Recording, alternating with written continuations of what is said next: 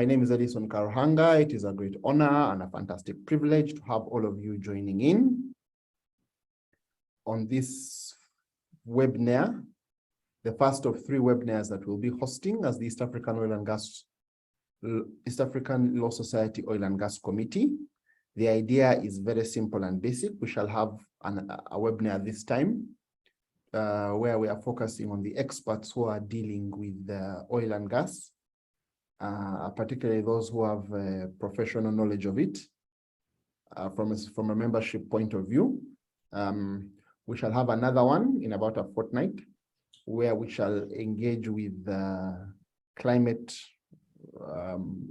activists who are opposed to any development of hydrocarbons. And then we shall have a third merged one where we are engaging with ourselves. That being said, in this particular webinar, we shall listen to the experts, we shall put a few questions to them, and then we shall also allow questions to be put to them. So if there are those who have questions that they want to put, including those who have very different opinions, we shall be very, very happy to accommodate them. For starters, though, allow me, before we start the webinar, to introduce no less a person than the president of the Uganda Law Society, of the East African Law Society. Forgive me for limiting his reach and his outreach. He deals with all the member states of the society. He is a fantastic leader. He is a wonderful gentleman. He is an advocate of the courts of judicature. He is a superstar. Ladies and gentlemen, Mr. Bernard Oundo, Mr. Oundo, you are most welcome to our webinar. We would want to start off this webinar by hearing from our president, the president of the East African Law Society, who is going to share with us words of wisdom. And whenever he speaks with the authority of the president of 5 bar associations. Can you imagine how much stress this man must be having? Welcome, the most calm and unstressed president of the East African Law Society, Bernard. Thank you, Ellison, for your kind remarks and kind introduction. I believe that there are a number of people who are attending this webinar, so allow me just go through the protocol. Honorable ministers, honorable attorney generals, presidents of bar associations, the dignitaries present, ladies and gentlemen, our esteemed members of the East Africa Law Society, all protocol observed, a good afternoon to you. It is my honor and privilege to welcome you all to this webinar, and I want to take the opportunity, first of all, to thank our distinguished speakers and moderators for taking off the time to be here and share their knowledge with us. Allow me also to thank in a very special way the East Africa Law Society Oil and Gas Committee, chaired by Mr. Edison Karuhanga, for organizing this very important 3-part series of debates centered around the East African crude oil pipeline project. Our intention really as East Africa Law Society is to be the platform for intellectual discourse. It is to distill the issues surrounding this project and have our members debate them from a factual perspective. And this is the reason this webinar has been organized as a 3-part series. We must be able to distill the facts. In the words of Desmond Tutu, he says, "My father always used to say, don't raise your voice, improve your argument." So we believe that this 3-part series will not be about people raising their voices, but improving their arguments. As you know, good sense doesn't always lie with the loudest shouters. A crowd cannot always be the best arbiter of what is right, but it is such platforms that educate us and give us that sort of information that is required. With these reflections, members, I welcome you once again to our first session, and I wish you great deliberations. Asanteni sana, murakoze cyane, mwebale nnyo. Thank you so much.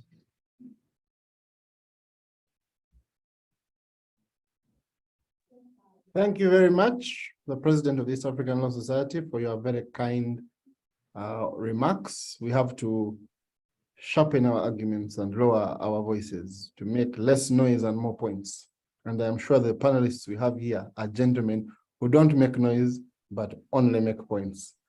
So allow me, we are waiting, we're expecting Pooja to join us. We're also expecting Dorothy and Dazi to join us. I don't know if they are on already. But in the meantime, allow me, ladies and gentlemen, to welcome to introduce to you the panelists who are available. The first panelist who I will introduce is Mr. Ali Sakatawa. Ali is the head of legal and corporate affairs of the Petroleum Authority of Uganda. I hope that's the correct title. He is a very senior advocate of the Courts of Judicature of Uganda. He was a tax collector like Zakayo before, and a very senior advocate, highly respected, very well known, has been at the heart of the Ugandan oil and gas story for quite a long time. We have Mr. Peter Mulisa.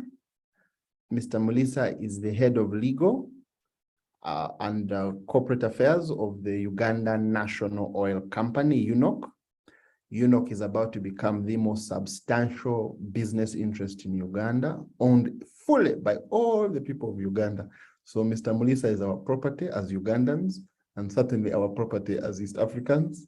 You can be as rude to him as you want in the Q&A, because he's really your property. He's regulated by Mr. Sakatawa, but he's also a renowned advocate, a firm believer in the work that he's doing, and a wonderful ambassador and light for the East African Law Society in the oil and gas industry. We also have, although he will not be a panelist, the CEO as well of the East African Law Society, Mr. David Sigano. We are expecting Dorothy. I don't know if she has joined us yet. Just give me 1 minute and I'll just confirm that. We're expecting Dorothy. We're expecting Dorothy Ndazi. I'm not seeing her on yet. But she'll be joining as a co-moderator with me. And then in a few minutes, we shall also have Pooja Karia, who is well-known to many on this platform, advocate, member of our society, and vice chair of the East African Oil and Gas Committee. They're both coming from Tanzania. So without wasting much of your time, allow us to start as those who are joining will join. I think the first question, so this is how we are going to do the webinar. We shall allow the panelists to address us on a few issues. Then after the panelists have addressed us, we shall engage them with a few questions. There are many people who are saying, why are lawyers talking about climate change? As if when the climate changes, it shall say, for you, a lawyer, we shall not rain on you. For you, a scientist, let us rain on you. There are many people who are saying, why are we only listening to one side of the argument? I think we've already addressed that by saying this is the first of a 3-part series. There are many people who are saying, are we endangering ourselves? Are we endangering our posterity? Are we endangering our future by engaging in a very dirty project? And I think many of these questions are going to be addressed in some fair detail today. I think I'll start with Ali. As the regulator, maybe Ali, you can give us an overview of the law, the legal regime governing this project, I think, as a starting point.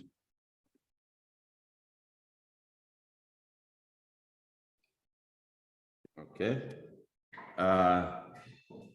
Thank you, Elson, for the kind introduction. Good afternoon, everyone.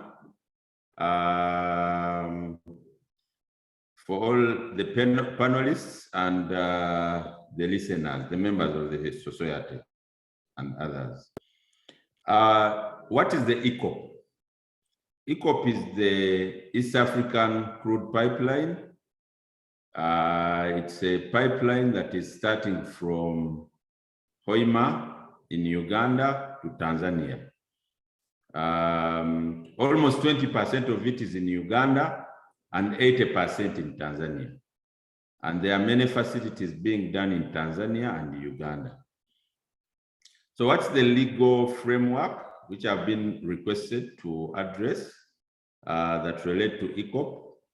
We have, first of all, as you know, Uganda is a landlocked country, and under international law, we are entitled to access the coast or the international market only with the consent of the countries that border the coast.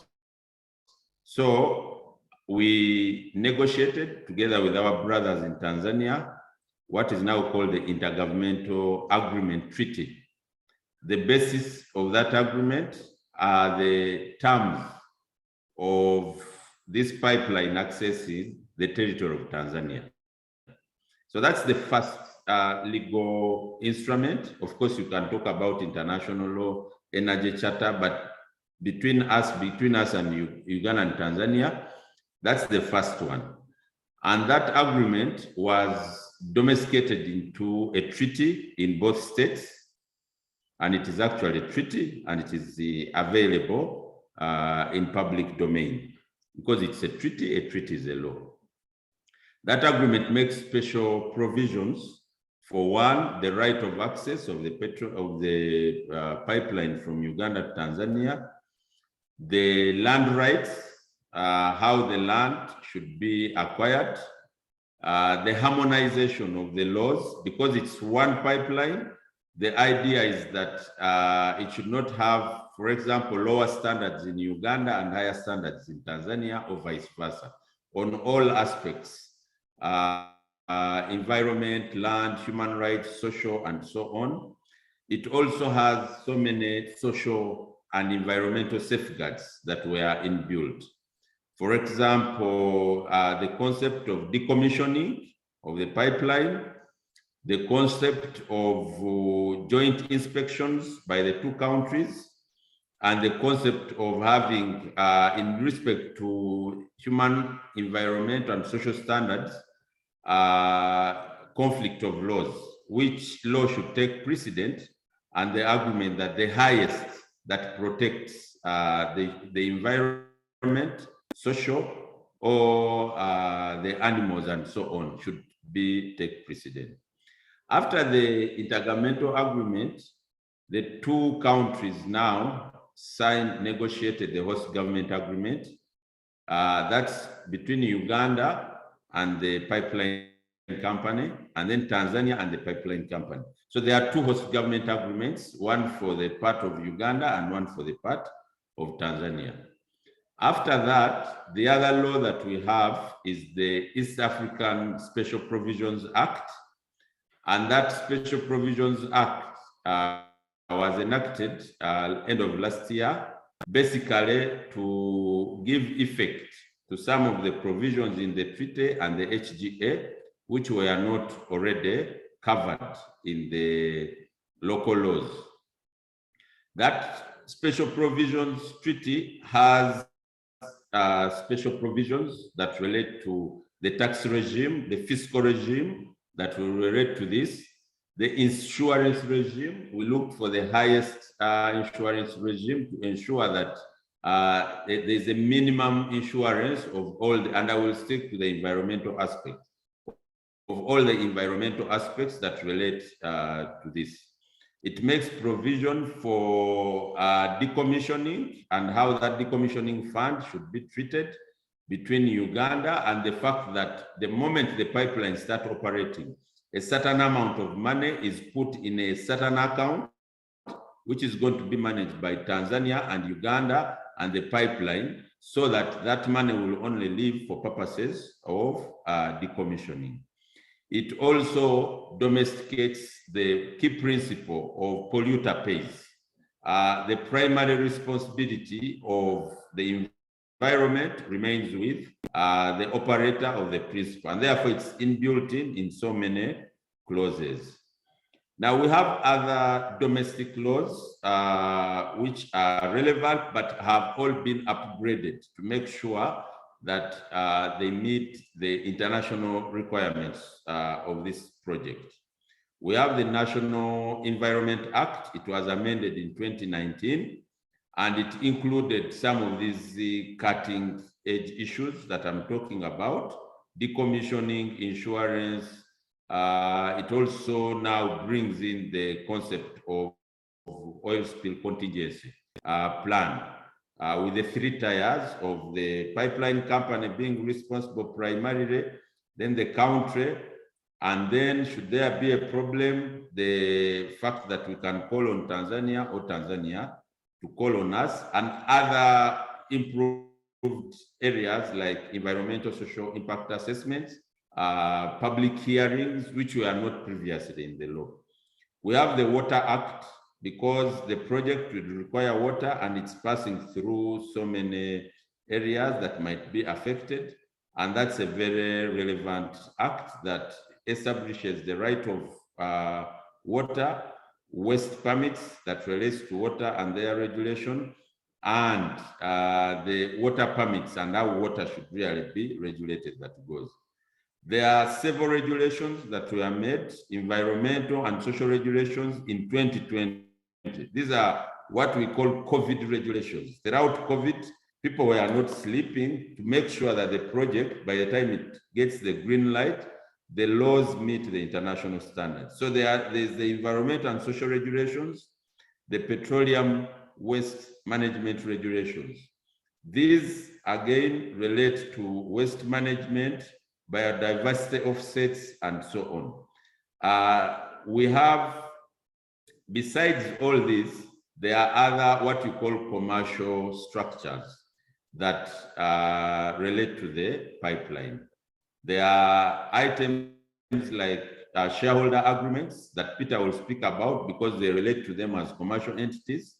Then the tariff and transportation agreements and offtake agreements. Those are commercial, but they are purposes of the pipeline for purposes of taking forward the actual business.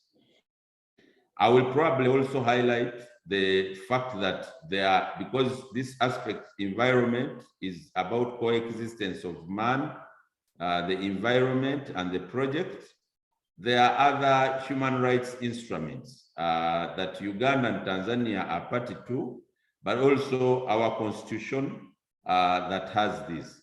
And then because we agree that the project will follow local, Uganda and Tanzanian law or international law, the other applicable regime, which is international and is higher than both of our constitutions in some of these basic environment and human rights.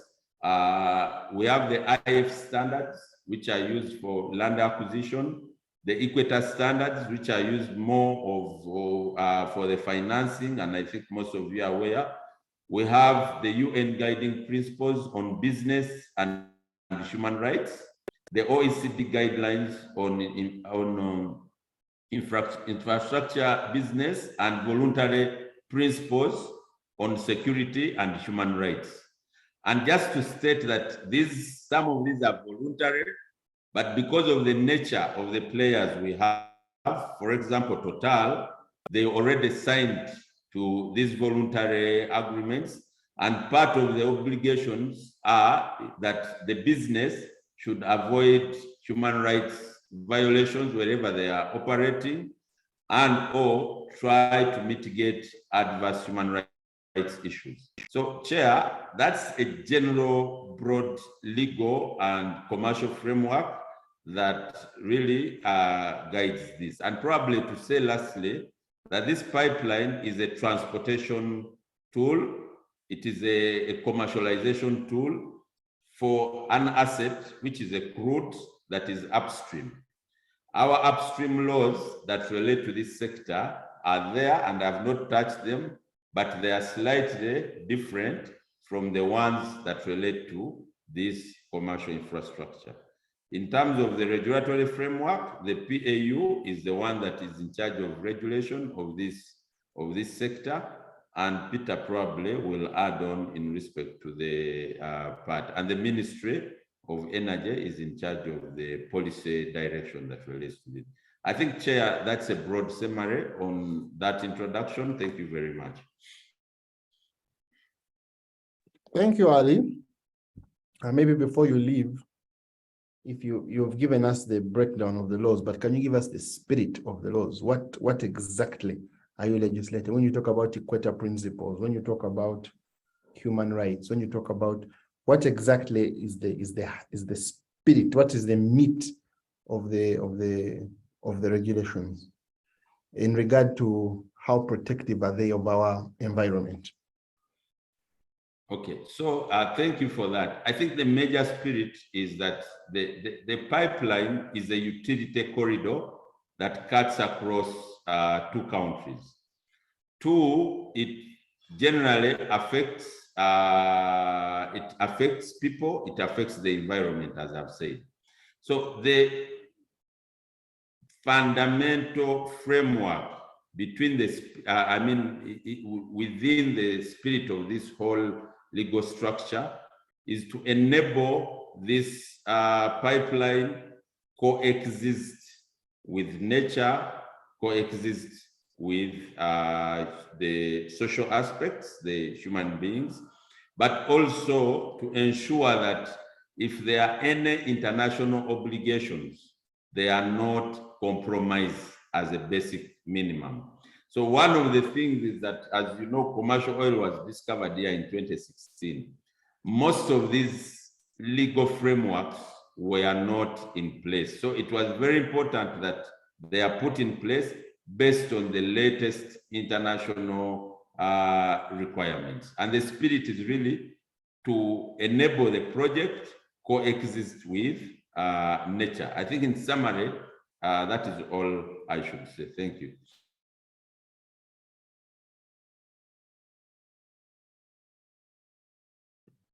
Thank you very much, Ali.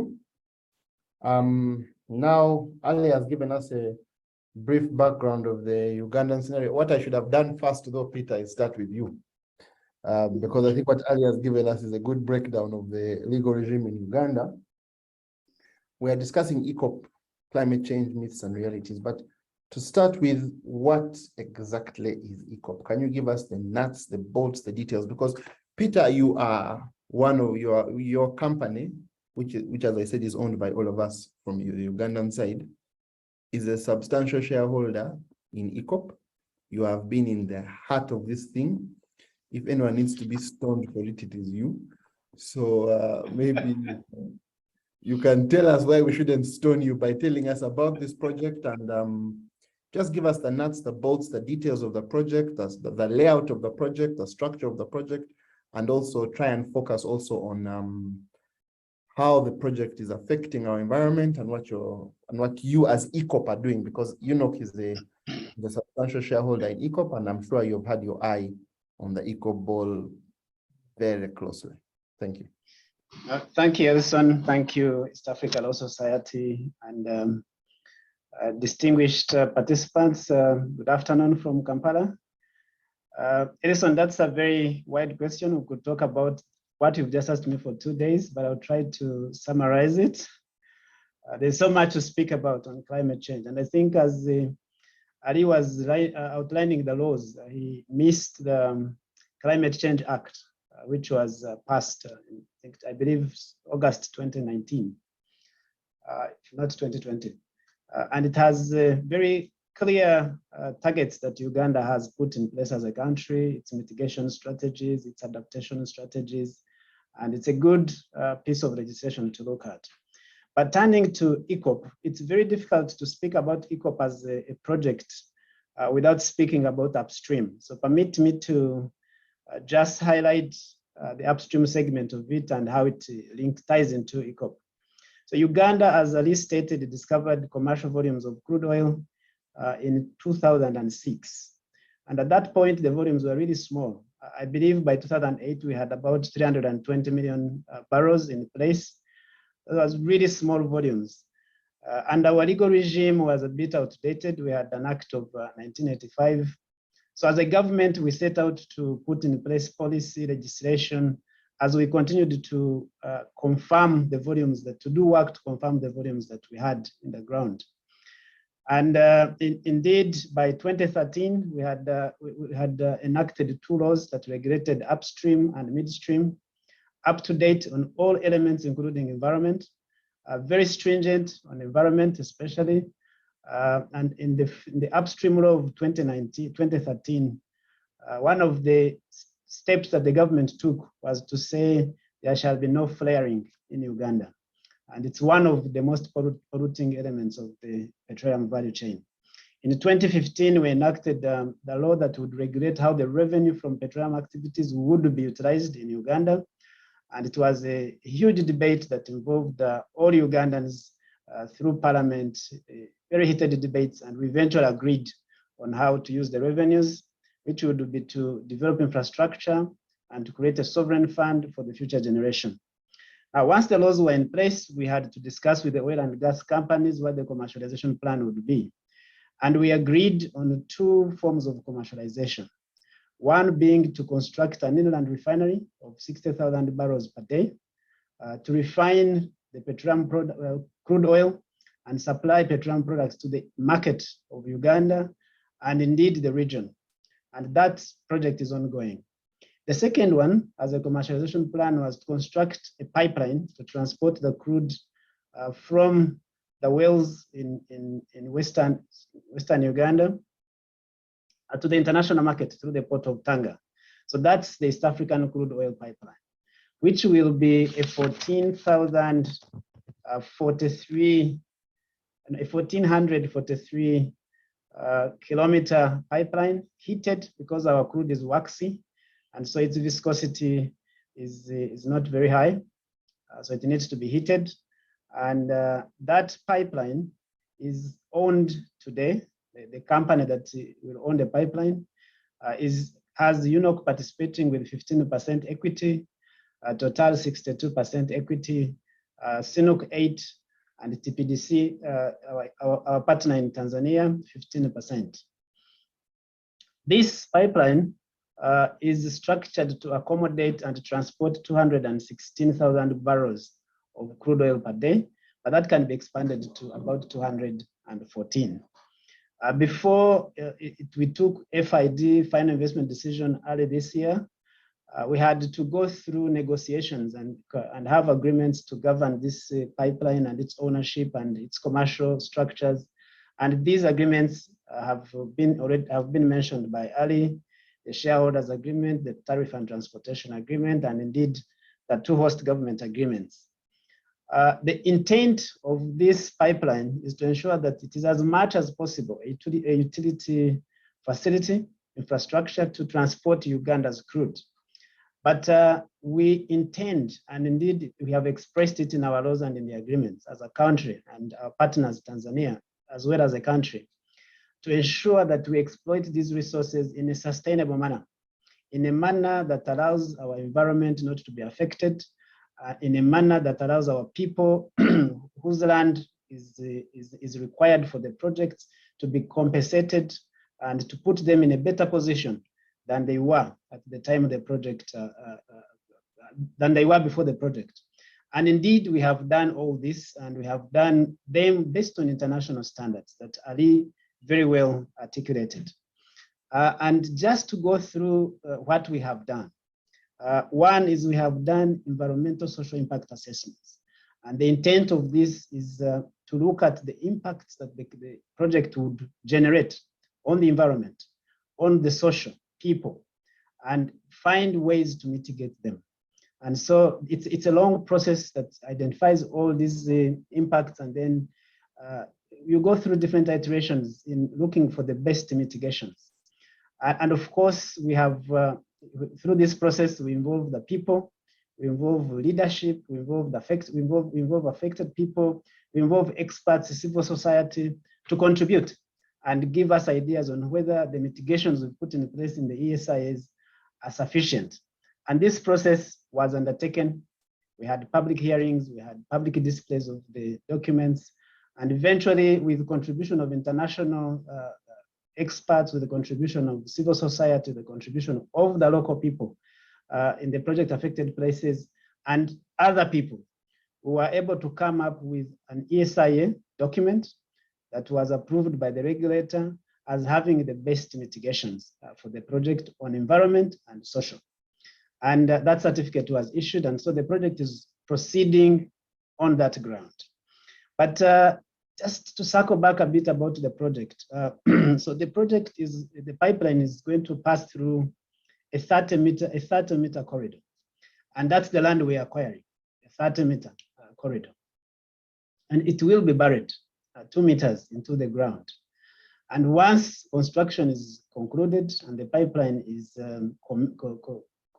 approved to start operating, transporting the crude, we shall restore the topsoil and the vegetation that was there.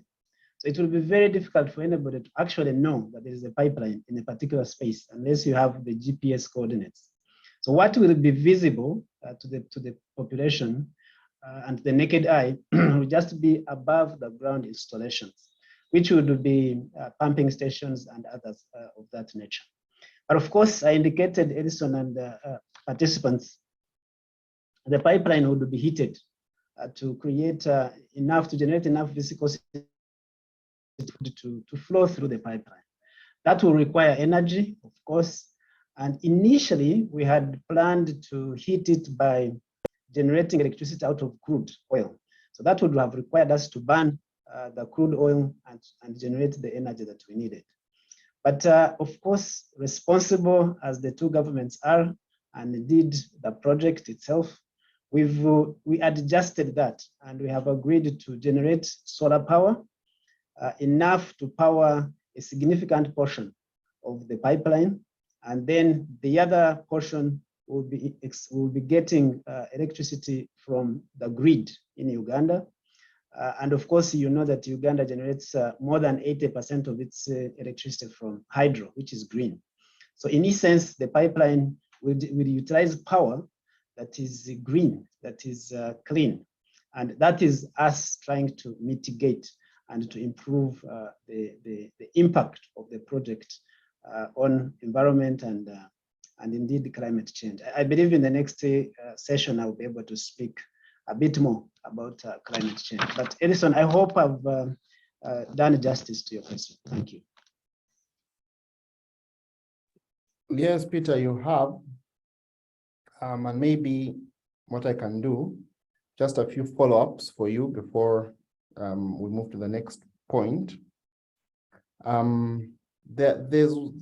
are questions that keep coming up when we talk about the project.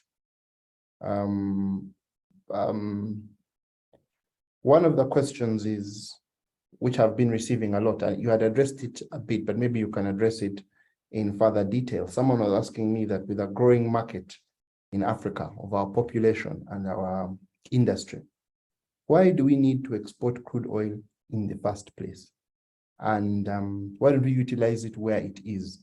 And are you taking steps to utilize it? Now, you have spoken about the refinery, partly in your conversation. I think that's an important part. And then maybe let me just throw in a second question so you answer them all at once.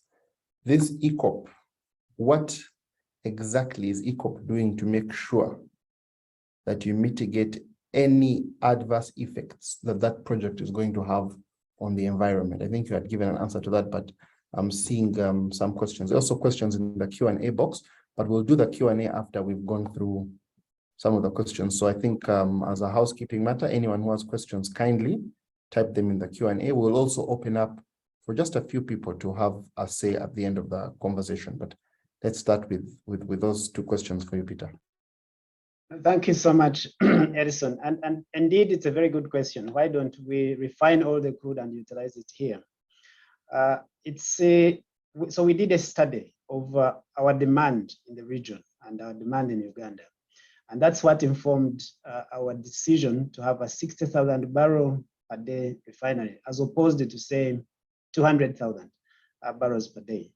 And since we'll be producing about 240,000 barrels per day, we had to find an avenue for the balance, for the 180,000 barrels that we not consume. And maybe to put it into context, in Uganda today, we consume about 35,000 barrels equivalent of petroleum products per day. So definitely we would have to look at the South Sudanese market, the Eastern DRC market, maybe parts of North Tanzania, and hopefully Western Kenya to dispose to be able to put to market the 60,000 barrels per day in the refinery. But of course, this market is growing, and we've observed in the last 5 years that it has been growing at about 9% per annum. So it will eventually catch up. But the decision was really driven by the market that we have today and the amount of crude we'll be producing. That said, of course, we are doing further exploration, and we hope to add more crude production on the volumes that we already know, the 6.5 billion barrels in place that we already know. So that's what informed the market.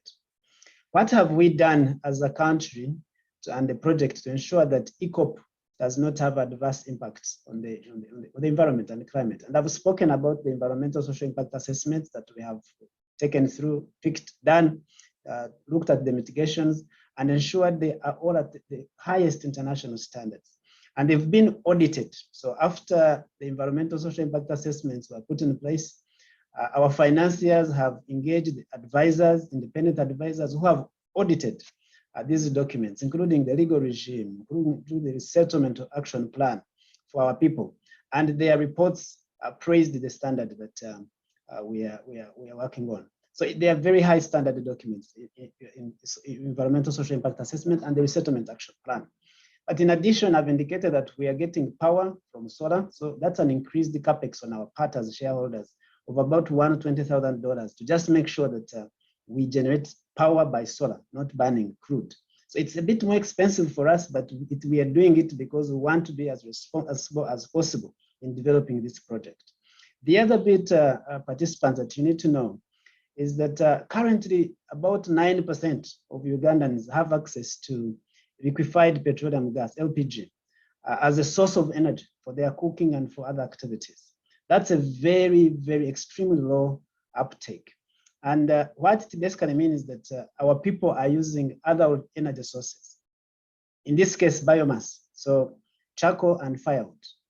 And we have the impact this is creating on our forest cover is unbelievable. We are losing a lot of acreage in forest cover. Now, what we've done as a project, we've picked that, we are going to pick that gas that is produced with crude oil, the associated gas, and convert it into LPG. So we'll be able to produce from Tilenga and Kingfisher about 100,000 tons of LPG. And why is that important for the environment? It's important because then we'll be able to work on a policy, which we have started, to move our people from firewood and charcoal to LPG. And in that case, protect our forest cover.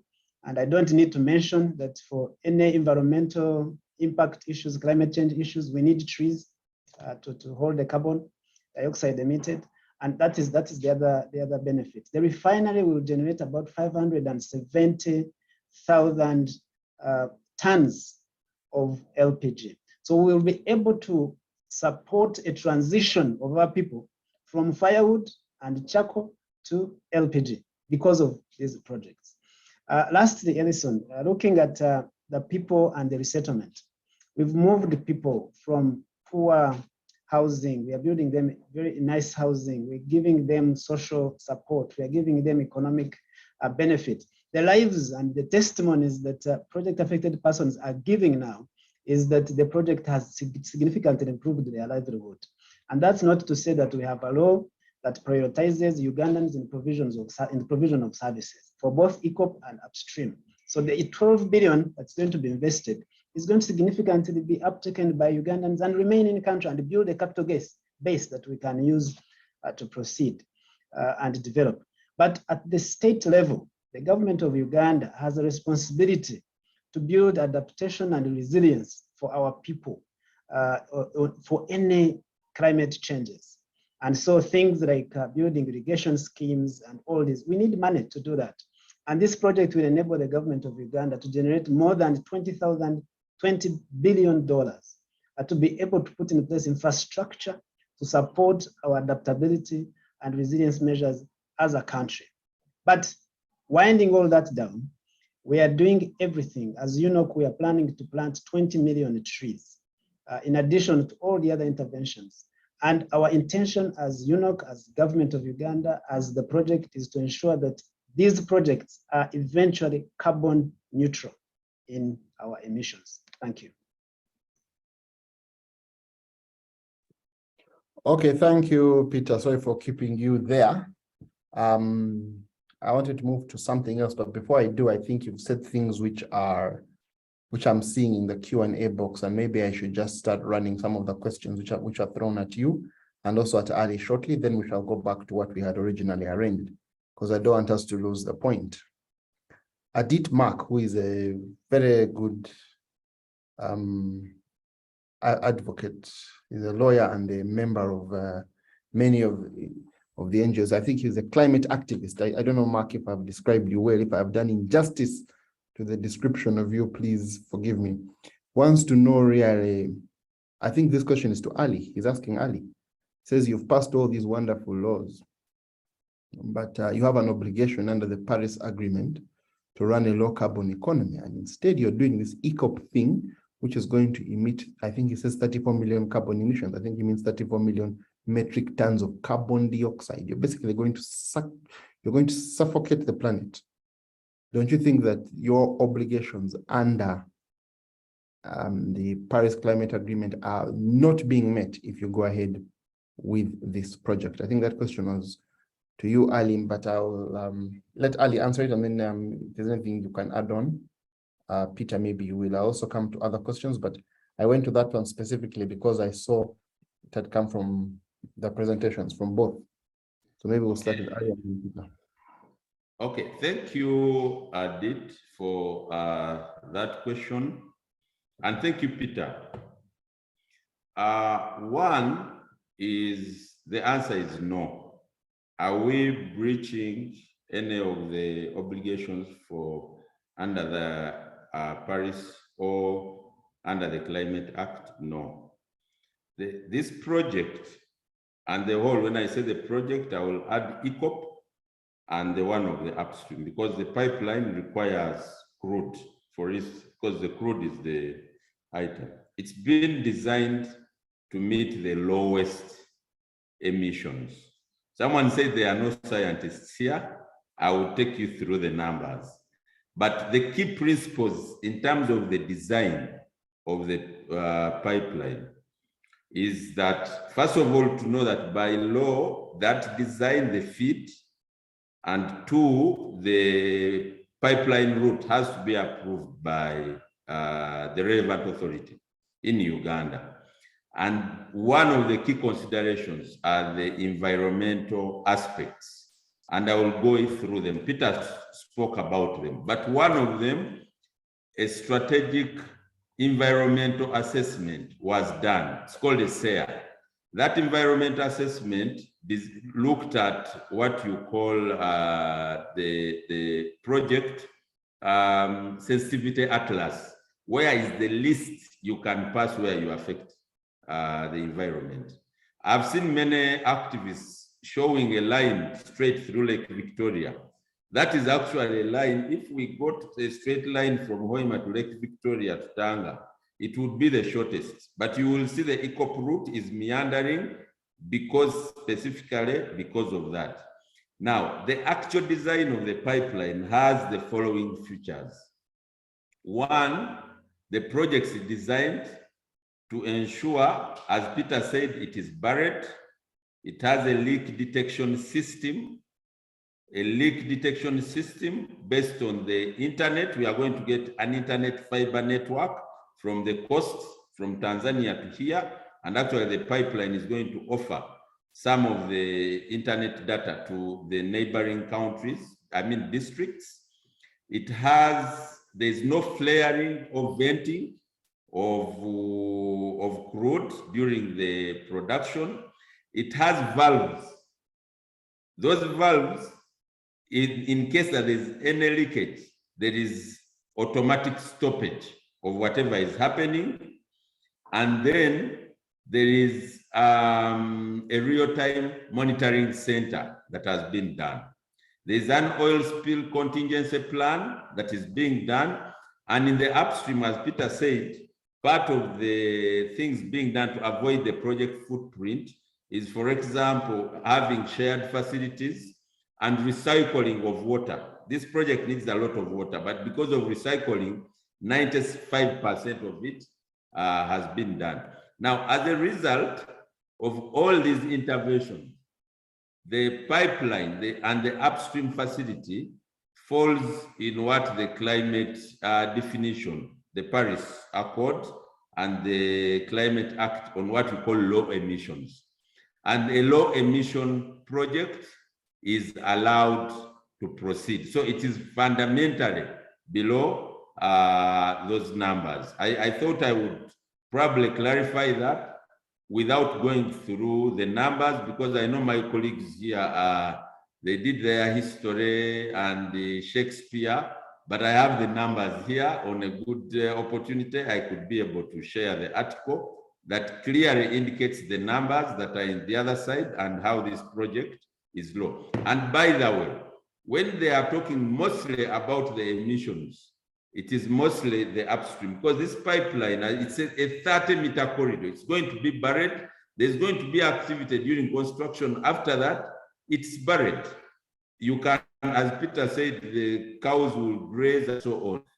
So the emission levels, the way it's been designed is that really it falls in the lowest, and the technology available that has been done.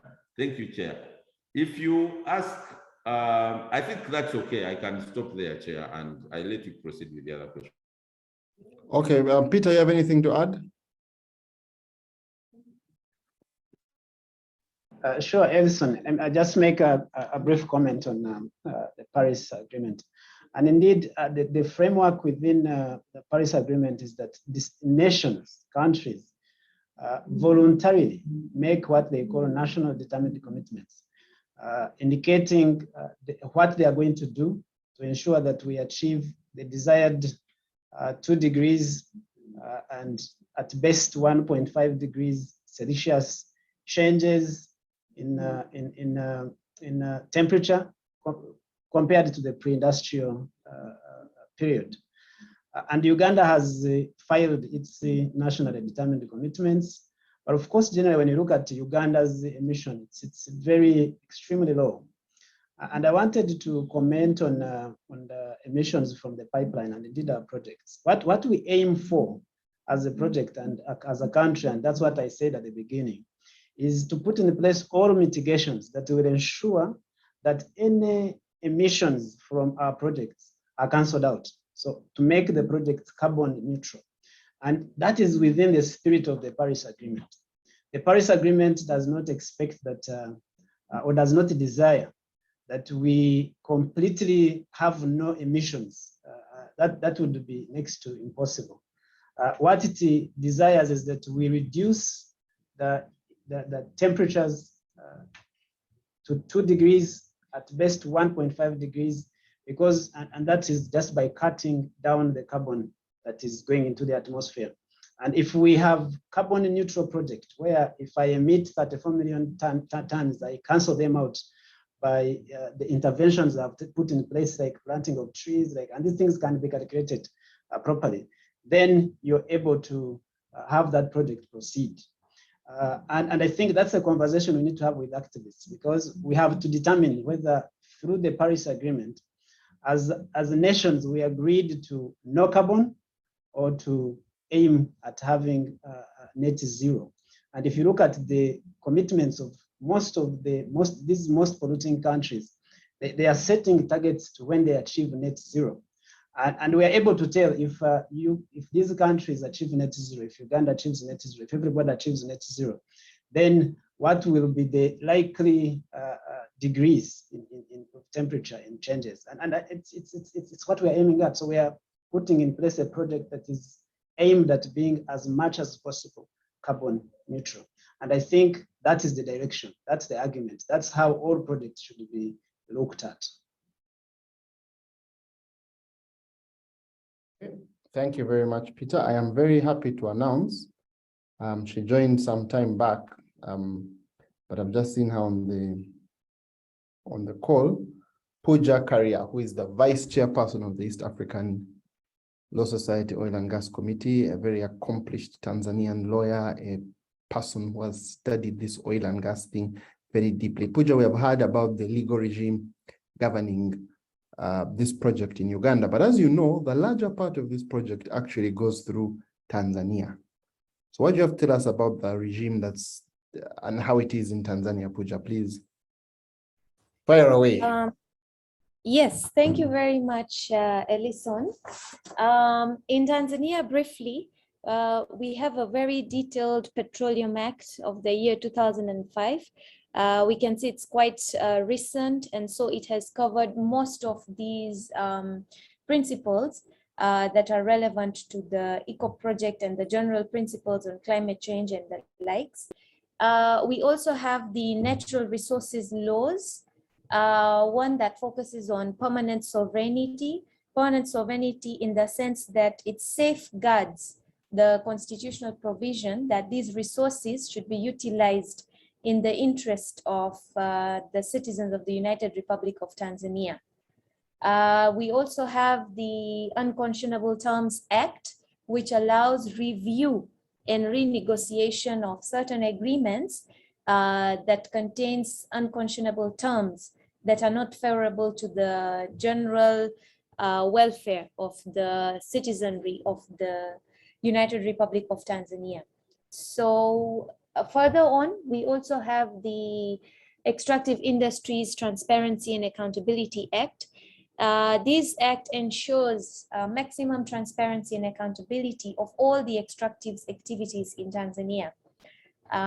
So, you know, when it comes to the EACOP project, the act stands there to ensure that, you know, the government and the relevant parties ensure maximum transparency and accountability of information to the citizenry of Tanzania. We have the framework legislation, Environmental Management Act, that provides in detail, and by the way, it mentions extractive activities as one of the activities to which environmental impact assessment has to be done. And under it, we have very detailed environmental impact assessment regulations, and they were recently amended, that provide for a detailed procedure for the carrying out of environmental impact assessment for the extractive projects to which EACOP is very relevant. We have things like the Land Act, the Village Land Act, that covers issues of land compensation. So to the EACOP, that's where it stands relevant. So yeah, I would say Tanzania does have a robust legal framework to guard the undertaking of the EACOP project on our side. That's it, Ellison. Okay, thank you very much, Pooja. Now, when you talk about the very detailed sector, maybe if you can just break down for us very briefly again, Pooja, still, how Tanzania is helping to ensure that this project does not suffocate the planet, if I can put it in the terms that some of my friends would.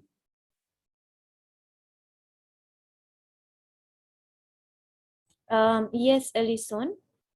Tanzania, together with Uganda, has joined hands in making sure that we are good to go. There's good commitment in terms of protection of the environment and the people. The proposed pipeline has the way in which my previous speakers have said, selected a number of ways in which comprehensive studies has been done to make sure that, you know, we are avoiding the environmental and socially sensitive issues coming out of the project. A very detailed environmental and social impact assessment has been done with Tanzania in there playing a very important role. And there are plans under the way to make sure that all the environmental issues that have risen out of the environmental and social impact assessment are going to be looked into. See, for example, there are plans to make sure that the unnecessary impact to ecosystems, biodiversity, and local communities is avoided. There are plans to make sure that there's minimization of any unavoidable impact to local community, and that whatever areas that are going to be impacted are timely restored and rehabilitated, and there is timely compensation and offsetting to the significant residual impacts. I would also generally comment that or suggest, where the consultants or the experts are concerned, the scientific experts. Generally, if we look at mitigation measures that can be taken into consideration, there are certain technologies that can be used. I am not a scientific person, but yeah, I would mention a few. Is that there are conventional mitigation efforts which employ decarbonization technologies and techniques that reduce carbon dioxide emissions. A good example of that is carbon capture, storage, and utilization. There's also a set of new technologies known as the capture and sequester carbon dioxide from the atmosphere, and are termed as the negative emissions technology, which can be used to remove carbon dioxide from the atmosphere. And finally, there is another technology that revolves around the principle of altering the Earth's radiation balance through the management of solar and terrestrial radiation. So I mentioned this because around the globe, there are even other projects similar to this of EACOP that are going on, but these countries are implementing this kind of measures to ensure that there's mitigation. So projects such as the new offshore project for Exxon in Guyana. We also have the UK doing more drilling in the North Sea. We have Canada that just approved the Beidou Nord oil. We have UK fracking still on the table. We also have prospectively Portugal hoping to build a new gas plant in Mozambique. And there's probably a new deal between China and USA soon coming up. There's also Israel's Delek group expanding its presence in the UK's North Sea. So, EACOP and the countries involved can also join hands with this global project, and good things can be learned from them on the mitigation for, whatever harm that can be caused on the climate. Thanks, Alison. Thank you so much, Pooja, for a very fantastic and detailed answer. Now, I want to go back to some of the questions in the Q&A.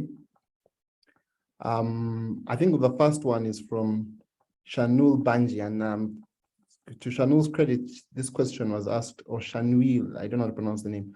This question was asked really at the very beginning, so it's important that we answer it. And I think Ali, you're the person who should answer this question. How, as a regulator, how is fossil fuel related climate change being measured in East Africa? How do you know that oil and gas is emitting X? How are you measuring it? If you can answer as briefly as possible.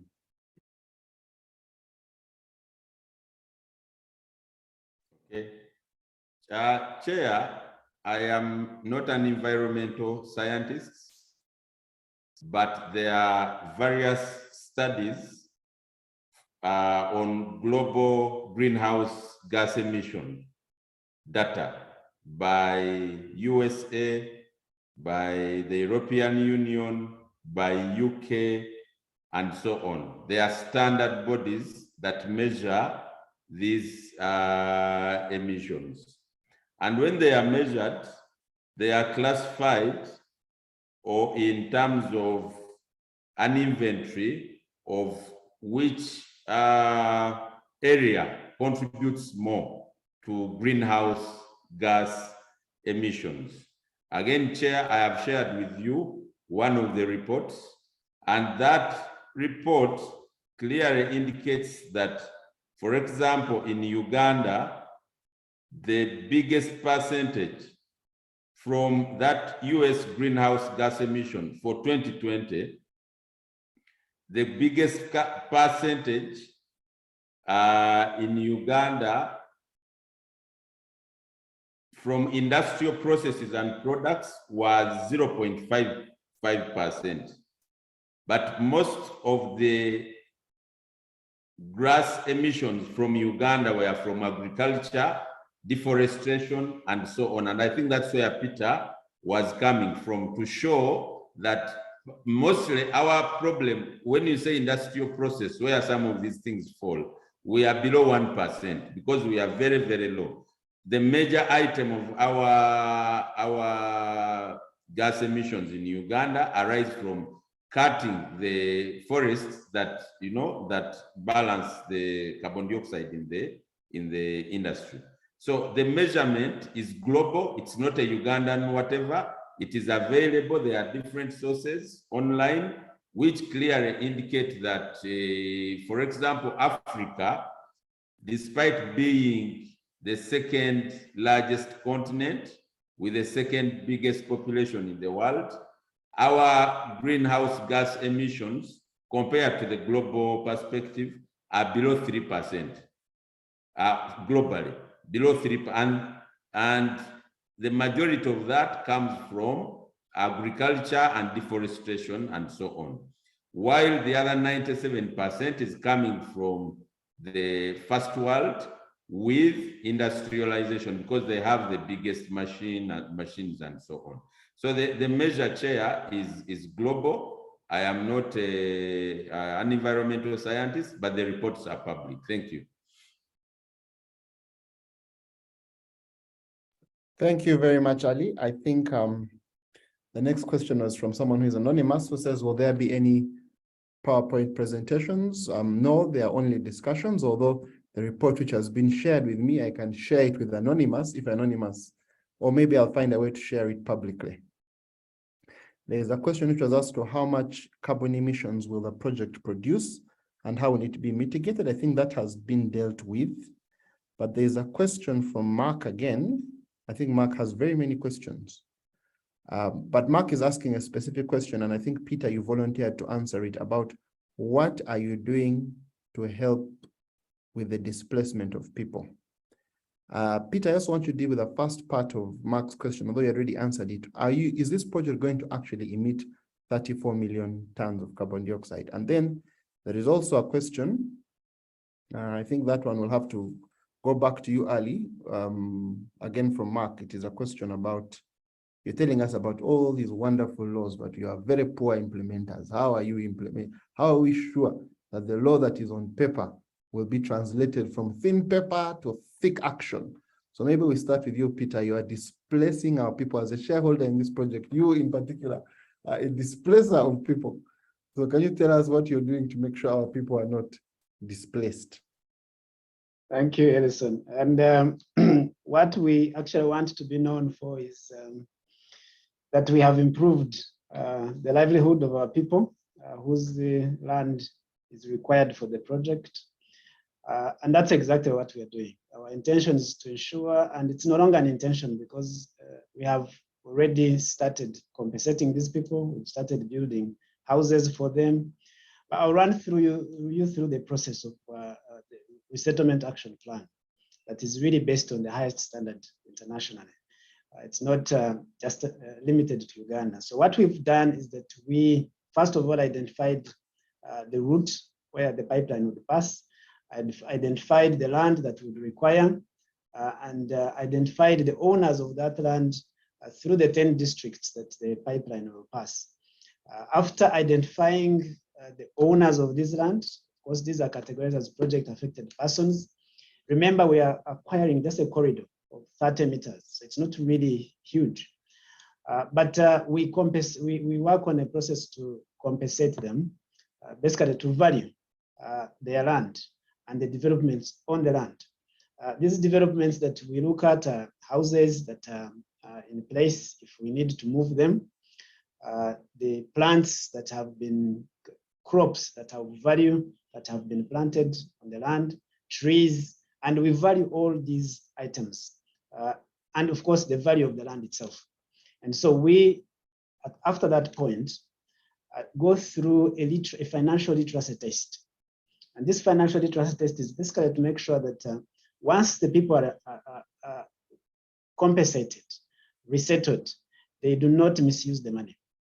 And that takes a while. We take a lot of time to ensure that we educate them, we go specific, gender specific, we go age group specific. So we have trainings for just women, we have trainings for couples, we have trainings for young people, to just make sure that they are aware of the opportunity and that they shouldn't waste the money. And then, of course, some choose to be resettled, to be given a piece of a new house, resettled, and a new place to live. And we take those as well. Then after all this is done, we start the process of compensation, which is where we are at right now. And we have so far started, I think we are halfway constructing 88 houses, improved houses for the people that chose to have houses built for them. And the ones that chose cash, we've paid, I think as of today, about 23%. We should be able to finish the payments. But remember, we took them through the financial literacy classes, we opened bank accounts for them, and we're going to monitor even after they have received the money, they have been resettled, to make sure that they put the money to the right use, as educated, as trained, and we continue to see that their lives are much better than they were before we acquired their land. And that's basically the structure. It is international standards, it has been vetted, it has been audited, and it is up to date. And just to throw this in, as a project, we have agreed to pay our project affected persons a little higher than they're actually technically entitled to. So we've given an additional disturbance allowance of 15%, and that is basically the project saying we're willing to take more from us as a project to the people so that the people benefit. On top of that, when the project commences, the people, the local community in the project affected area has priority to take on work and provide services. And they've been organized in different groups to ensure that they have ability, they are mobilized to provide services and goods.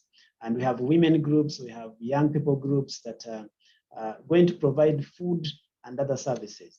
And so that's the opportunity. On top of resettling them, putting them in a better position than they were before, the project is also giving them priority in the provision of services, employment, and ability to do better. And we have testimonials that are now online of people whose lives have been transformed. But again, the project has brought very significant infrastructure changes in the area.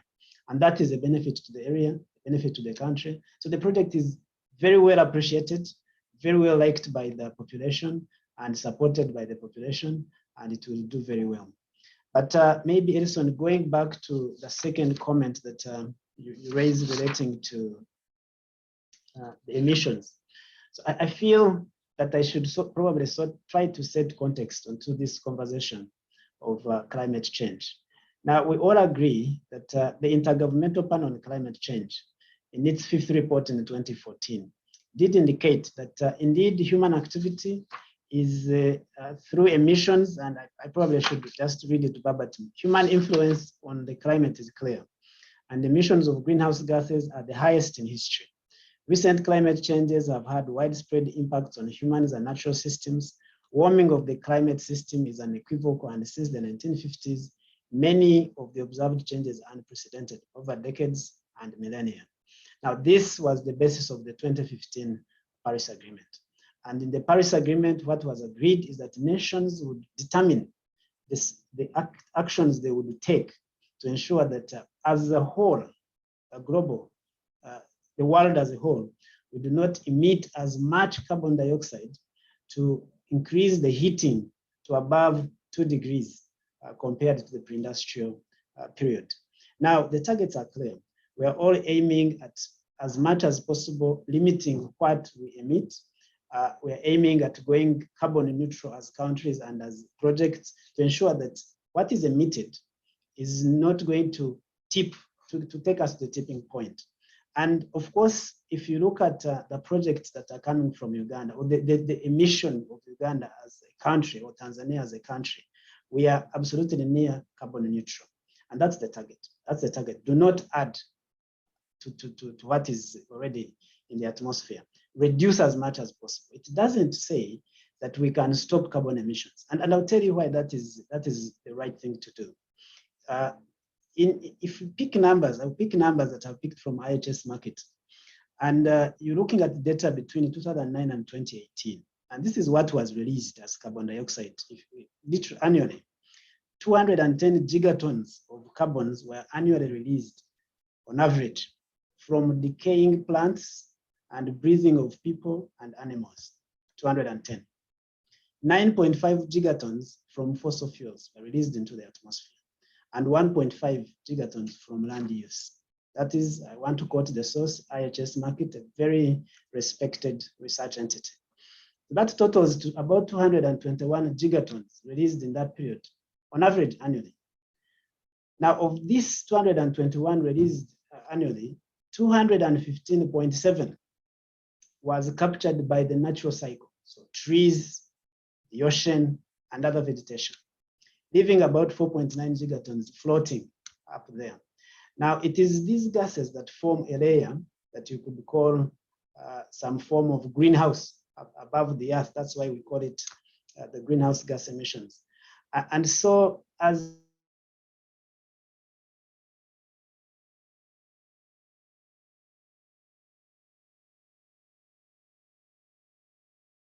Is Peter still on? He has frozen on my side. Ali, can you hear him? I think he failed. He's back. Starts getting warm. Okay, can you hear me now? Yes, we can. Okay, so it starts getting warmer. And so the intention is to ensure that we emit as little as possible. We reduce how much we emit up there. So if we have interventions here, including natural interventions like increasing forest cover in a country, planting trees that we are doing, ensuring that we exploit the resources in a responsible manner, reducing methane leakage, no flaring, and then we have additional interventions of technology that Puya very well spoke about. We are able to say this project is carbon neutral. It is not adding to the atmosphere, or if it is adding much less than it should have added. And that's what EACOP is structured to do. It is structured to be neutral. It is structured to be neutral through these interventions that we have made. And the reason that is very important is because as a people, as a population of the world, we still need oil and gas. We still need oil and gas for all sorts of things. I mean, we talk about electric cars as a transition mechanism. Yes, it is. But 80% of the car is made up of oil and gas products. So you need petrochemicals for medicine, for all sorts of things that we use in our houses. These computers have products that are oil and gas. So the key thing is that we must, as much as possible, work to reduce emissions, but develop our projects in a sustainable manner. And that's what we are doing as a country. That's what Tanzania is doing as a country. And that's what EACOP is doing as a project. Thank you.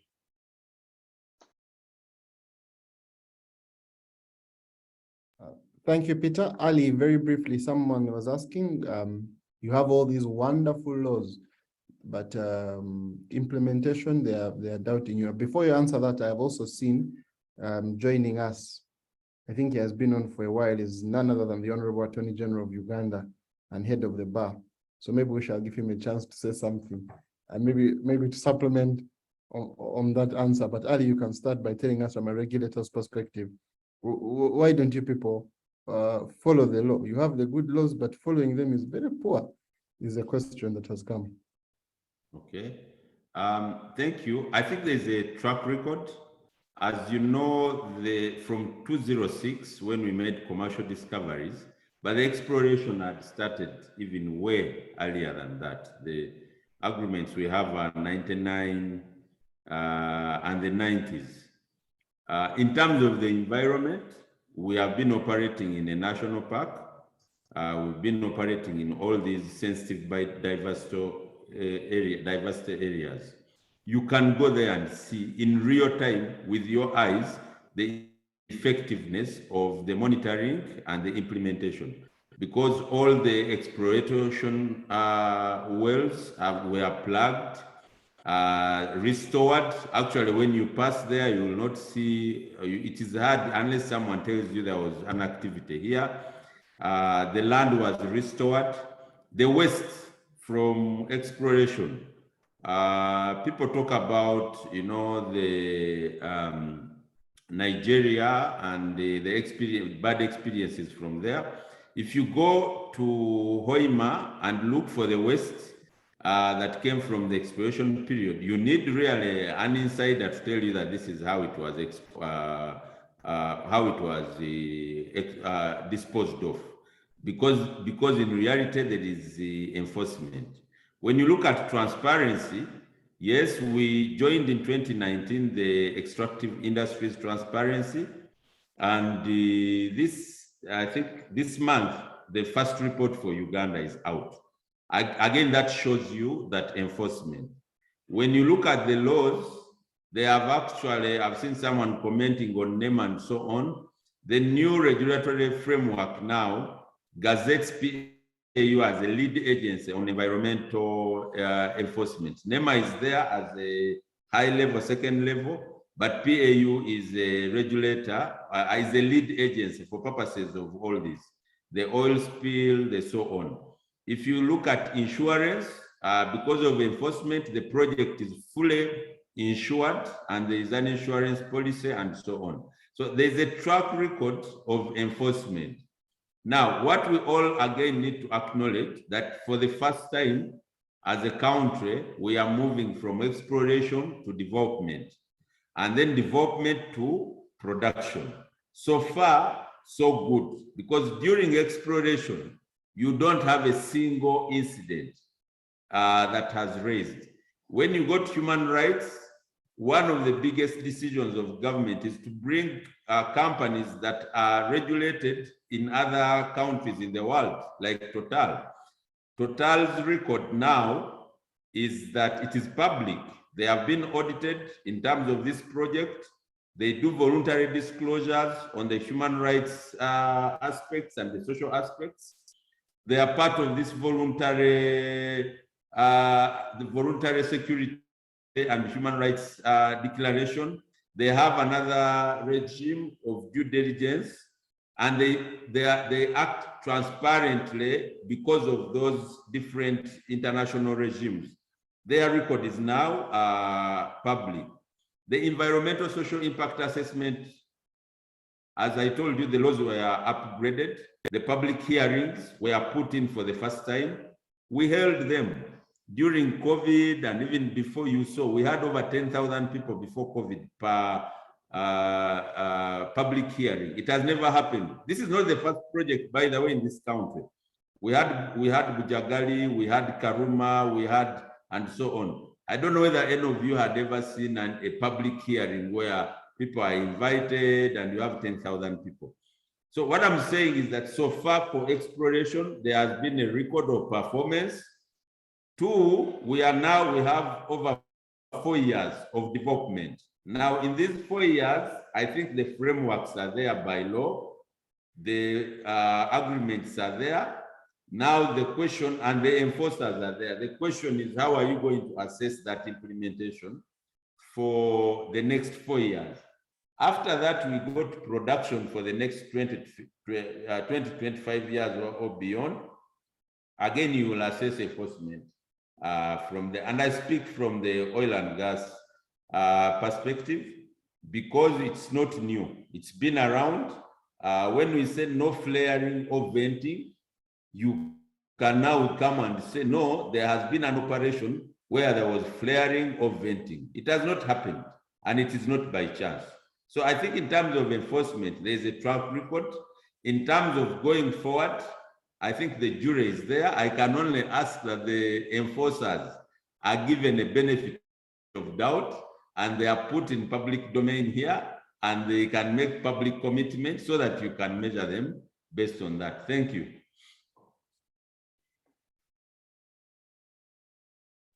Thank you very much, Ali. Yes, I think then maybe if we can jump very quickly. I know you've spoken about it, but if we can just jump very quickly to how the project is geared, and I think maybe Peter, you should tell us this, to mitigating the impacts. Basically, how are you organizing the project to make sure that you mitigate the impacts? Now, you gave us a very fantastic explanation about how even breathing releases greenhouse gases. But as a project company, what steps are you taking to make sure that you guys don't suffocate us? As I said, the concern here is suffocation. More than suffocation. Thank you very much, Edison. And I do believe I had here and there in my earlier comments, answered this. But let me just make it clear and outline the steps we've taken. So the first step is to ensure is through the environmental social impact assessments that we did together with the resettlement action plan. So that becomes the structure within which the project is executed in a responsible manner, in a manner that is sustainable, in a manner that is up to the highest standard internationally. And those were done, they were made public, we had public discourse over them, and they were approved, and we were executing the project based on those environmental social impact assessment mitigation measures. In addition to that, we decided, because we earlier had a plan to generate power to heat the pipeline by burning and converting crude into energy, crude oil into energy. And we believed that it's scientific, that would create emissions that we can avoid. And so what we've gone for is to increase our capital expenditure as shareholders to the project by $120 million and do power the project, heat the project through solar power.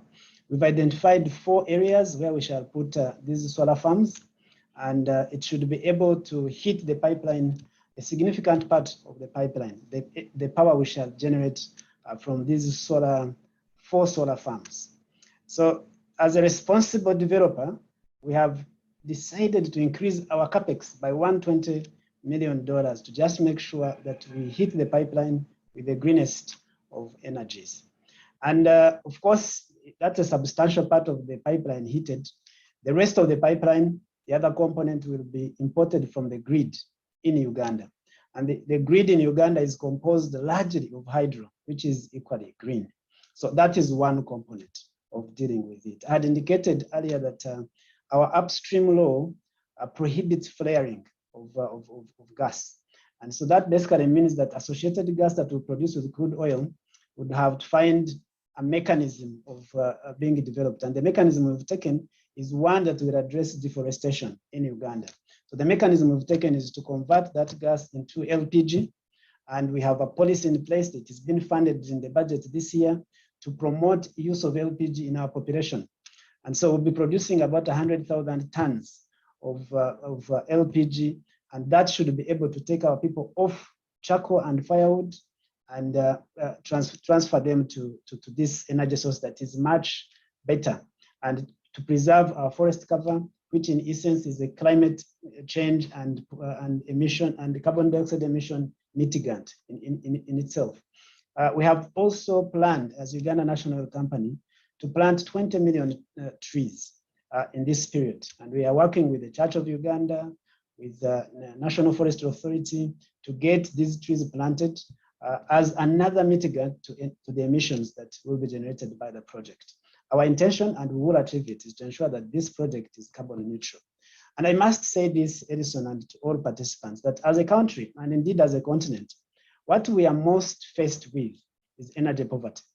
Our people have no access to energy, any form of energy, reasonable energy source. So our transition, our conversation on energy transition cannot be the same as the energy transition conversation in the OECD. It cannot be the same.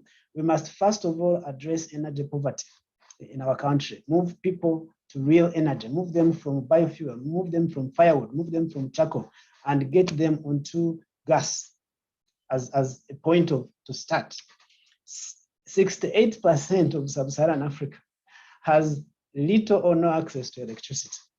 That is the transition we are in. That is the climate change situation we are in. So we must first of all get those people onto some energy source. And this project is helping us to get most of our people onto LPG as a source of energy for cooking, for other activities at home. Without this project, how shall we get our people from firewood? If we do not, with the kind of population growth we have, we'll be 100 million in 2050 in Uganda. How many trees shall we have to sacrifice for people to cook food, to live? We shall literally lose all our forest cover. So the project comes in to address that issue. So the whole project is a mitigation measure to this forest cover loss in our country. And so that's basically the basis of the interventions we are putting in place to ensure that the project is carbon neutral. And we believe that it will be. It is creating all these wonderful interventions to get our people onto the energy source that is relevant. But beyond that, as a country, we know that we need a revenue stream beyond taxes that will be able to enable our countries to build a level of resilience, to be able to say, as a country, we can run an irrigation scheme and we build irrigation infrastructure for our people to stop relying on nature for agriculture. 80% of Africa is reliant on nature for its agriculture. That's not sustainable. Even with modest climate change impacts, that's not sustainable. And this project is going to enable us as a country to earn about $20 billion in revenue. And we can use that to work on irrigation infrastructure to enable our people to sit and do their activities through the year without relying on nature. So these are the interventions, Elsa. Thank you. Here, fantastic. Thank you very much. I see. Now what we are going to do, I see we have about 30 minutes left on this call. Before I disturb Pooja with another question, I've seen that the Land Attorney General has been added as a speaker. Now I know that he was not prepared for this webinar, and so I will not be firing any questions at him. But maybe if we can just allow the Attorney General of the Republic of Uganda to say something to us members of the East African Law Society, and just give your views. The Attorney General is very, very knowledgeable about this sector. At one time in his life, he was doing some things here. Attorney General, I know it's an ambush, but we are very grateful to have you here. And you've been listening to the tone of the discussion. You've been seeing the questions flowing. Maybe if I can just take you through a small brief. The East African Law Society Oil and Gas Committee is conducting 3 separate debates on EACOP and climate change. This week we are talking to the members of our society who are deeply involved with this project. And next week we shall be speaking to members of our society who are deeply involved with climate activism. And then we shall bring both of them together to see if they're as far apart or if they're able to narrow. Although fortunately, many of our members who are involved with climate activism are also on this, and we shall be asking some of them to be speaking shortly. So Attorney General, if you can just tell us a few things. There are questions, yes. I think you saw them, why doesn't the government follow the law? But we shall spare you the hard questions, and thank you very much for really blessing us with your time. Honorable. Thank you very much, Ellison. Thank you very much, all panelists. East African Law Society, thank you very much for putting this together. It's always important to have a dialogue of this nature, understanding what our society is like.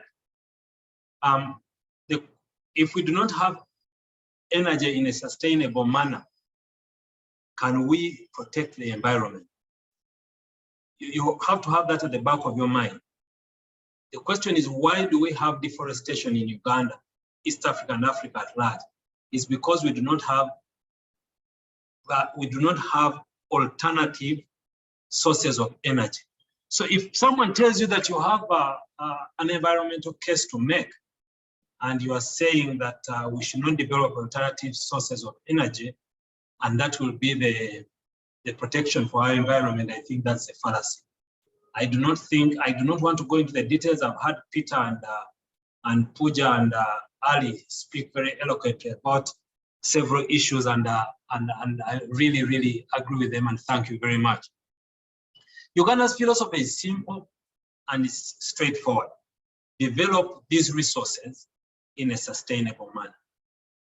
Sustainable meaning to keep us alive and keep the generations coming forward alive. So for me, if someone says stop EACOP, I know that's an enemy. I walk away and look away. I don't even want to engage that person. I don't want to get involved in a conversation with that person. It's totally different if someone says, let's do this better. Let's do EACOP better. The conversation will be, okay, what do you think we can do better? Because as a country and as a partner and with Tanzania, we have done everything humanly possible.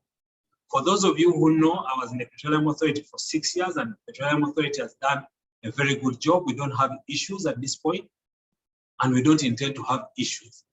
Now, why don't we follow the law? We do follow the law, and we'll follow the law, and we'll keep following the law. So really, to all the listeners, to all the people who are participating, thank you very much. I've listened to the questions. They've been quite interesting and quite provoking. But let's get away from the idea of stop EACOP.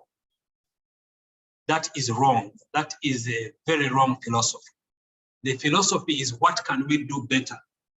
Because Africa, like the rest of the world, needs efficiency in energy. So we shall, as Uganda, on our part, we shall develop our resources in a sustainable manner for the benefit of the people of Uganda and the people of East Africa, and definitely all the people of the world. I do not want to take any more of the time. I want to continue enjoying listening to Ellison, Pooja, and Peter, and Ali. Thank you very much. I appreciate it. I'll continue listening, and I'll do my best to join the other two conversations, because this is a conversation that affects not only lawyers, but affects us all as a people of East Africa and as a people of the world. Thank you very much, and I will continue enjoying. Thank you. Thank you very much, Land Attorney General. Here, the head of the bar from the Republic of Uganda.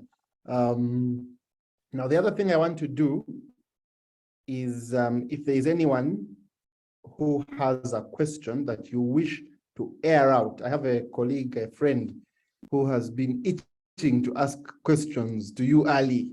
And so if anyone really has a question they want to air out, please raise your hand. And Achilles from the East African Law Society will be helping us to get you to say something. We have Adit. We have, I don't we have Adit. He is already Mark, now, before you unmute Mark, first mute him, please.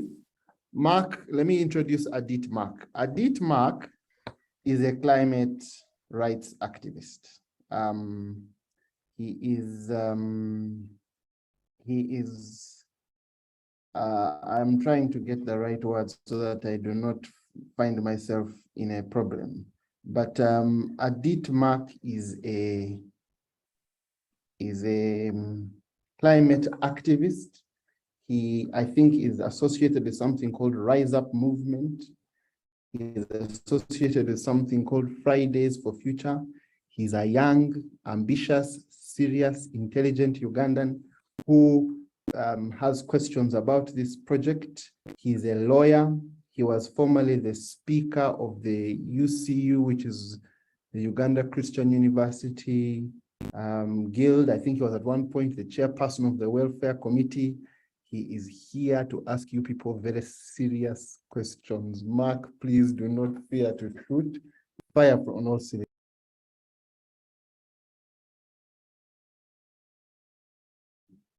Please unmute him. Oh, thank you so much. Thank you so much, Council also Karuhanga. Once again, my name is Adit Mark. A little bit of correction. I am currently still a law student at ECU, and I'm in my final year, waiting graduation soon. So a little bit, yeah, I'm a climate activist with Rise Up Uganda and FF MAPA, Fridays for Future. Thank you so much. I lost my network earlier on, So I came back when the landed Attorney General was speaking. I came at the point when he said, whoever says stop EACOP is an enemy. Yeah, for us we say stop EACOP. And we have not stopped at that. We have even given alternatives. Stop EACOP is a phrase that we use. It's like kind of a demonstration. Unless it's like telling that we shouldn't express ourselves. For us, we use it as our phrase for demonstration. We are saying EACOP must stop. And when we invited on table, we have given alternatives and reason why we believe EACOP should not go on. So, but anyway, for the Attorney General, it's not new from the Attorney General. He has already used such word when it comes to people, when it comes to people trying to express themselves in this way. We've seen it. He's a member of the former member of the University Council Makerere, and at one point for him, said he's the biggest Mark, let's focus on the subject, which is here. We have Bush, the Attorney General. We can get to answer him, but let's not lose chance. Many people want to speak, and if you're going to make a whole speech about the Attorney General CV, we will lose chance. So please just focus your question towards one of the panelists. Let it be focused, and really let's not run away from the discussion which we are having. Please, we simply ambush the Attorney General. Please focus your question on the panelist. Okay, for me, Council might think we have not learned from previous mistakes of prioritizing industrial and urban area interests over those of indigenous communities related to local food security. For me, I would like to pose the question to the panelists. Uganda, we have adopted renewable energy, and renewable energy are the new peace plans. Cheaper, more reliable and fair energy options are already available in shape of wind and solar. We've invented the Kayola bus. We've invented the Kira EV motor. All these are battery charged cars. So here for the EACOP, we are pushing for what I'm trying to bring in is why shouldn't we now focus on renewable energy? Why should we insist on EACOP? Why can't we adopt renewable energy and move away from the fossil fuel? The money that is being invested in the fossil fuel, why shouldn't it be invested in renewable energy? Thank you so much, Council.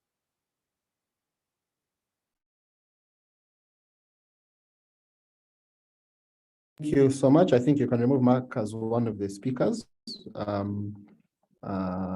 Achilles, and I don't know if there's another hand up. There is one from Irari. Hillary Seguye, if I can introduce him, is very well known to the panelists. I see he's always engaging with them on social media under the Patriot, who is fine. And so Hillary, please, in a minute, throw your question at the panelists and fire away.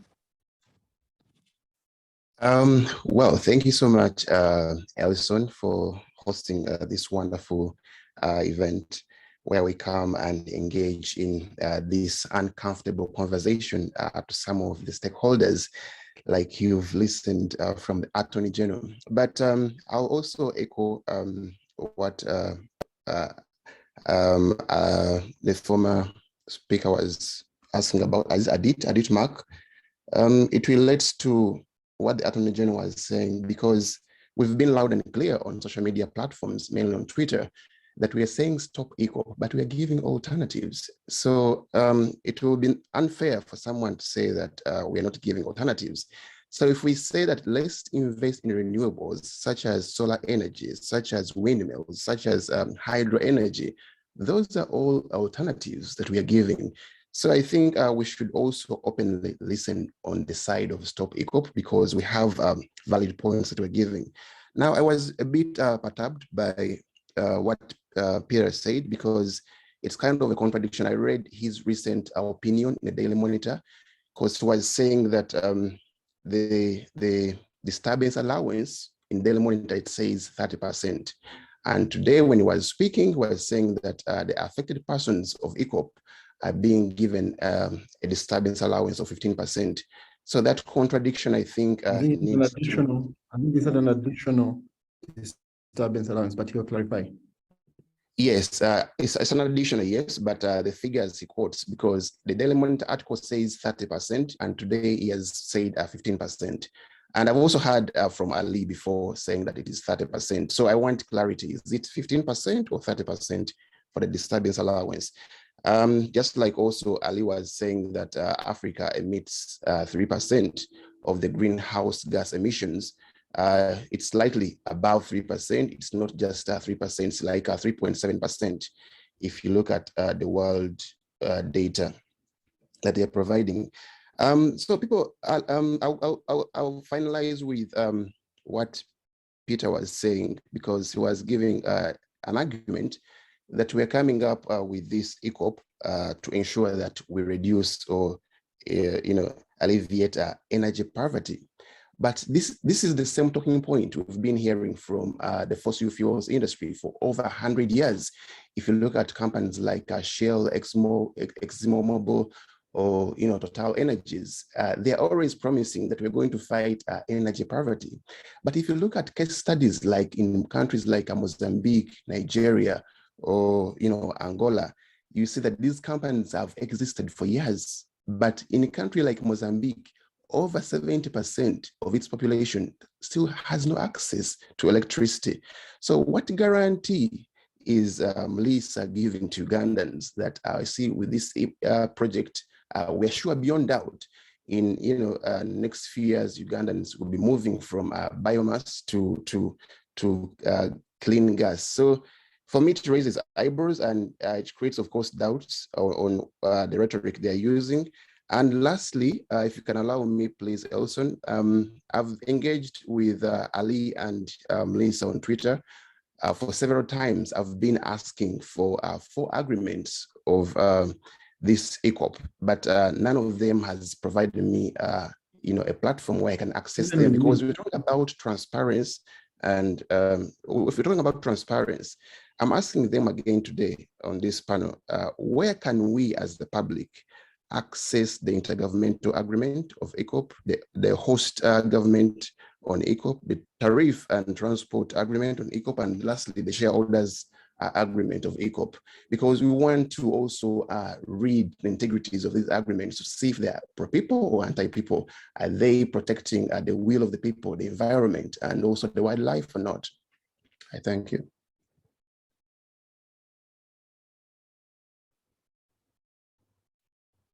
Hello? Thank you. I think actually you can remove him as a speaker. Thank you. Thank you, Hilary. I think actually you can remove him as a speaker. Thank you very much. I think before we take another question, I think the fundamental question is about us not having maybe Ali and maybe we can have Peter taking his question on disturbance allowance, and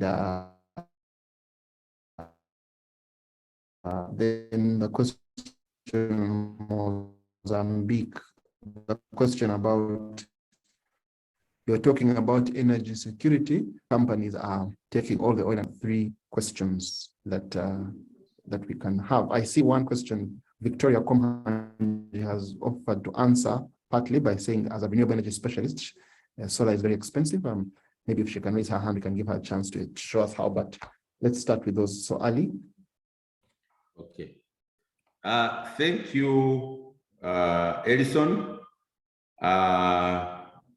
Our Attorney General, Honorable Attorney General, thank you very much for actually saving time and coming. The AG, I should say, was one of the architects of this part of some of these regulatory frameworks I was reading, because he was a board member.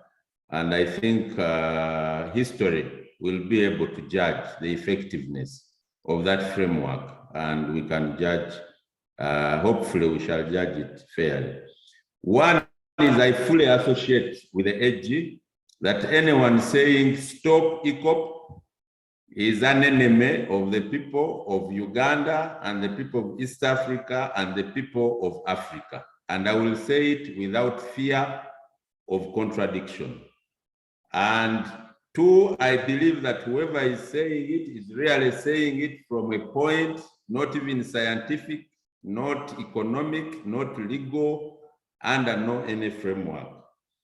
And I would actually want to have a good opportunity with that gentleman, the major advocate, so that we are given time, because even now we can be able to answer some of the issues that they are raising, Adit and my brother Hilary. One, you are saying alternatives. No one has said we should not develop wind. No one has said we shouldn't develop solar or any renewable. In fact, government has been at the forefront of this, as you know, from way back when we started Bujagali and Karuma. The same fashion environmental activists fought Bujagali. It almost took 10 years that it should not be developed. And we are taking the position that this is a very important, because we had blackouts. There is a department in the Ministry of Energy here for renewables. And given opportunity, we can bring them on board chair, maybe next time, for them to expound what is being done on renewables, so that someone should not sit somewhere and come and say, oh, develop renewables as if it's bringing anything new. No, there is renewable department, it's being done, but there is no country in the world, none, that has ever developed or balanced its energy acquisition using renewables. That's the first. And we can argue it with numbers. The second is that even when you go for energy transition from fossil coal to solar and renewables, you need energy to reach there. And you need petroleum to reach there. When you talk about Kira, as Peter said, 70% of that Kira car is petroleum products, including the plant. So the fact that it comes and it is using the electricity for only powering does not stop the fact that all its components are made from products of renewables. So we need energy to transition the other side. The question that no one is answering is, if God has given us this resource underground, should we leave it there and then we buy it from our brothers in America who are exploiting theirs, so that as we move to the solar energy and renewable? And the answer is no. What we are saying is, let's extract our resource so that it participates in this transition. I will then answer two last issues. One is the 30% and 15% apparent contradiction. The land framework we have, as I said, our constitution says fair, adequate, and prompt. The project, Total and Sinop, we have required them to say follow international standards. And wherever there is a conflict between international and local, the better one takes precedent. And this is one example, actually. Because ordinarily under compulsory acquisition, government, they just value your land and give you that amount with some disturbance. For this project, the IFC, Equator Principles, and all the other frameworks require that the project affected persons are given alternatives. So one, you are given alternative of land for land or house for house. Even if you have a hut, as long as it's a house, you're given a permanent house with minimum things, toilet, water, and all the other, kitchen and so on, or cash. When you take cash as an option, a third option, you're given a package that Peter has said, including a transitional package of food and so on to make sure that the time you're disturbed. Then you're given, on top of the money that is valued, the fair market value, you're given a 30% disturbance allowance. That's one.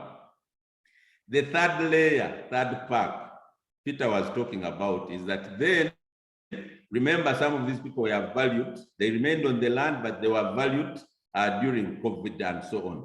Should your compensation have delayed for a year, you're given an additional 15%. So you get 100% value, you get 30%, you get 15%, and another 15% if you cross in another year. That's why wherever compensations have started, people, over 90% of them, they are willing to take their money.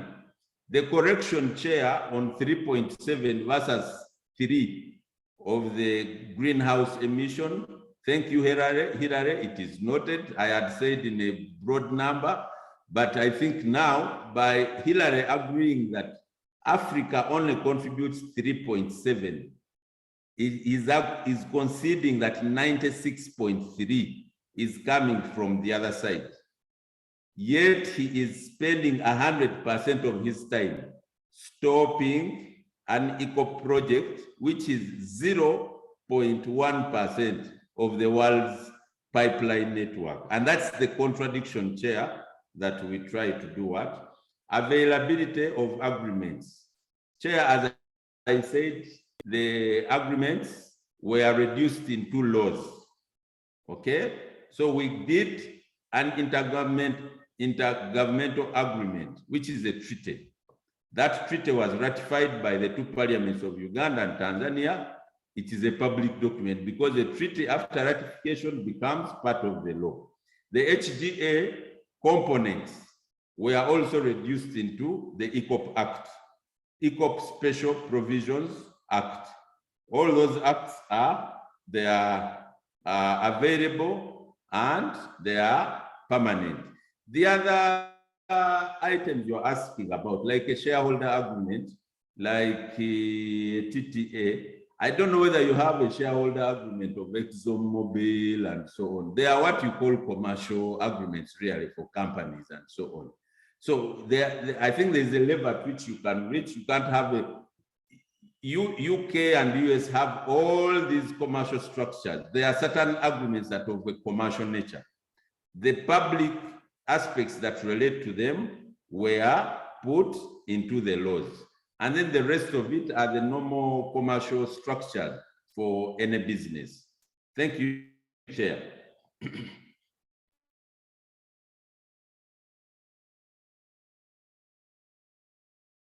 Thank you very much.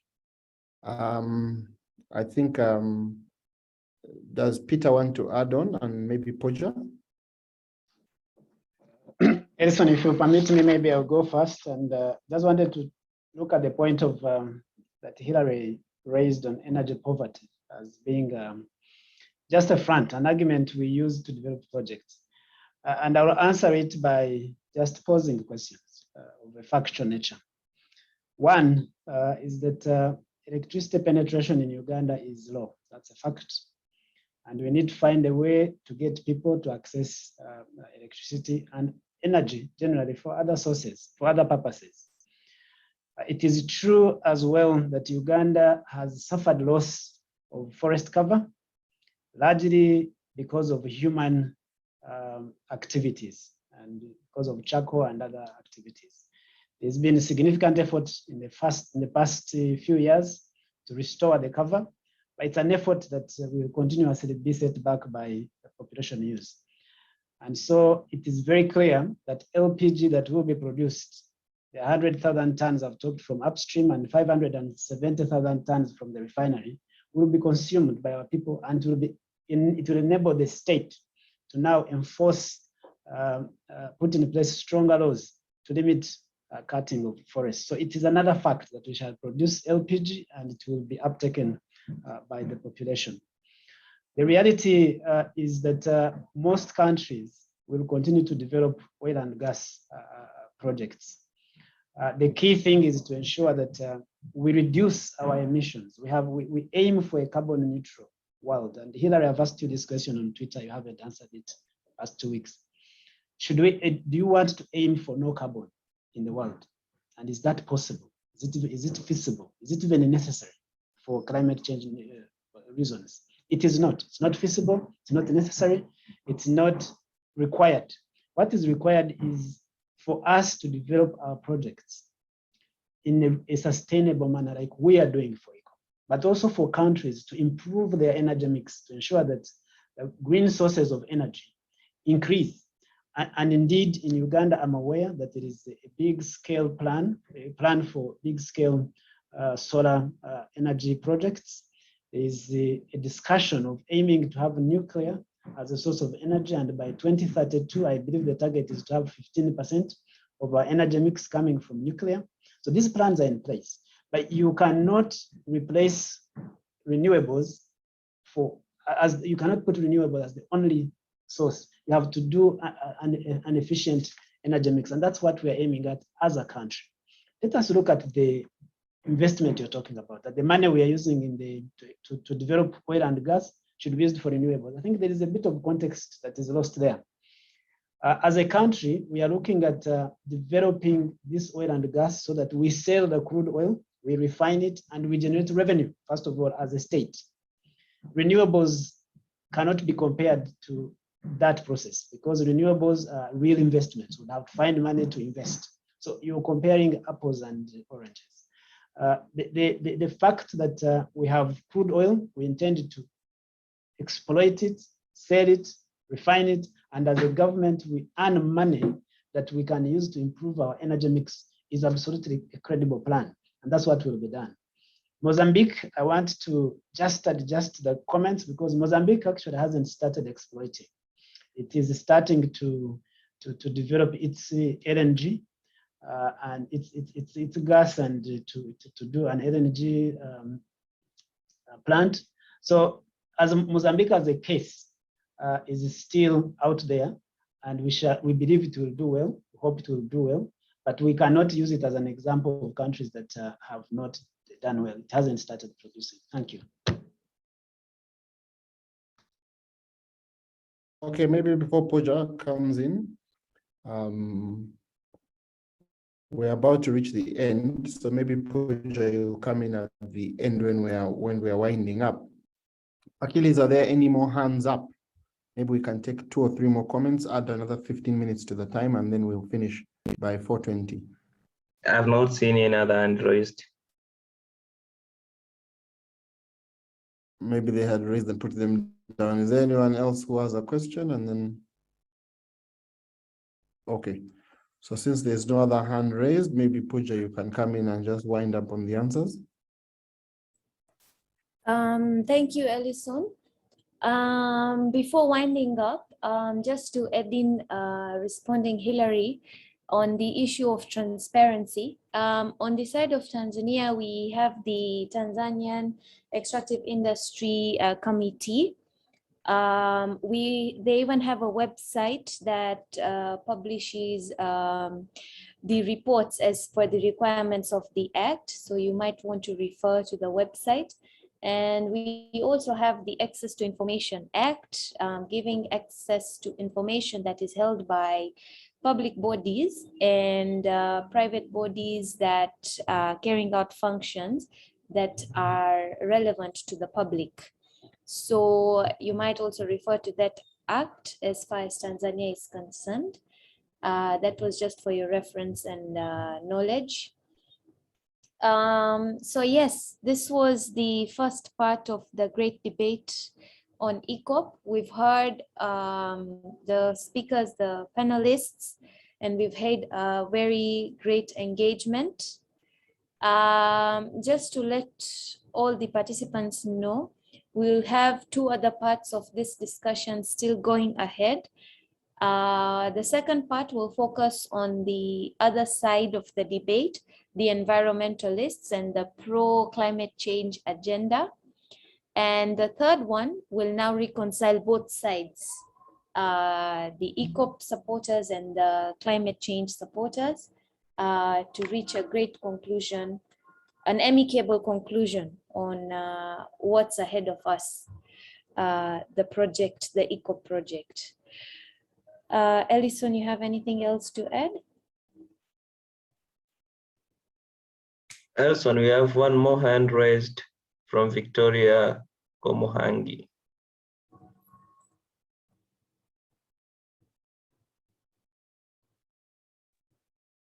Elson, if you're trying to speak, kindly unmute. Oh, sorry. I said thank you very much. Maybe we can hear from Victoria. Victoria is a renewable energy specialist. That's the last person, and then we'll wind up. Victoria, please. Yes, thank you for this opportunity. I would like the climate change activists, this is a kind request that please, when you're putting forward these arguments, please do research and you know, you urge from an informed point of view, because you can't say that we replace solar, we replace the fossil fuels with solar and wind. Number one, solar, it's only available when there is the sun.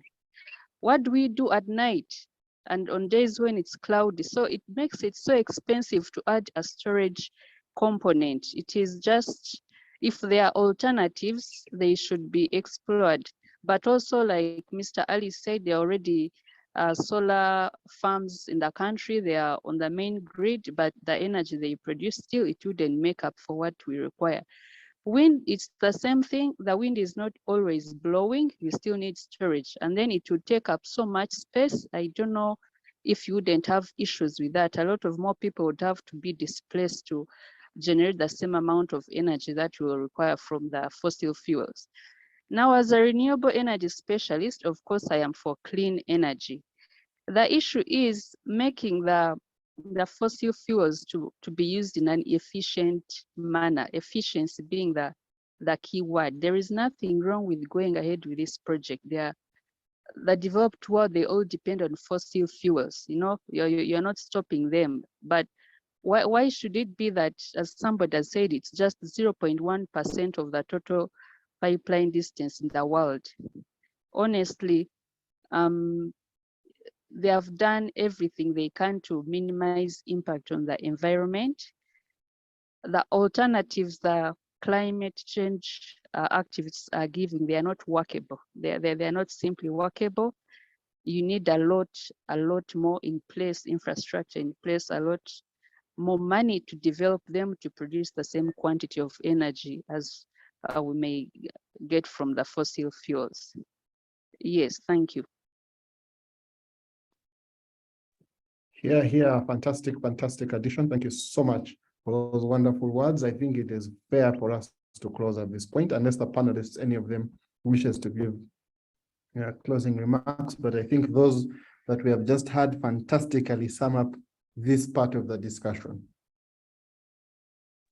Do any of the panelists wish to say something? Yeah, mine is the transparency question.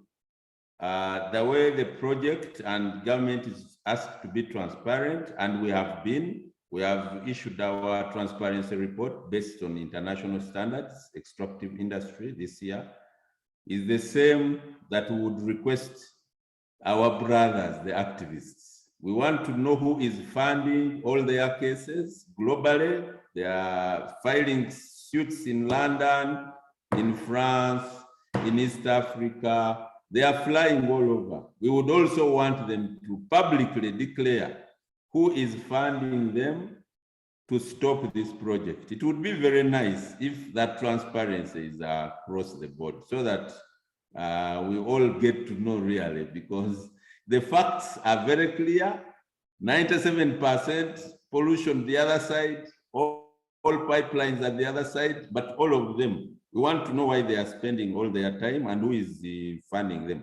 I think the next panel should start with that question, where they are, that kind of transparency. It's not one way. Thank you.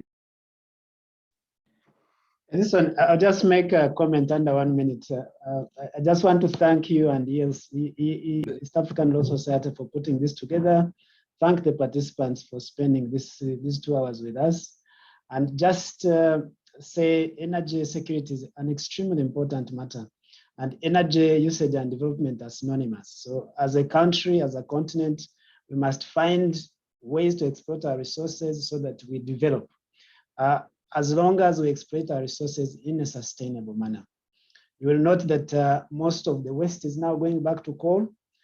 The intention was for them to, their declarations were for them to get off coal, which is the dirtiest fossil fuel.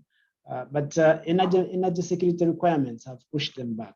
So we hope that as Africa, we can support these projects, and financing entities can see the conversation of energy transition from a lens of justice as well, not just we must transit in a deep manner, but there must be a lens of justice as well to enable other countries to develop.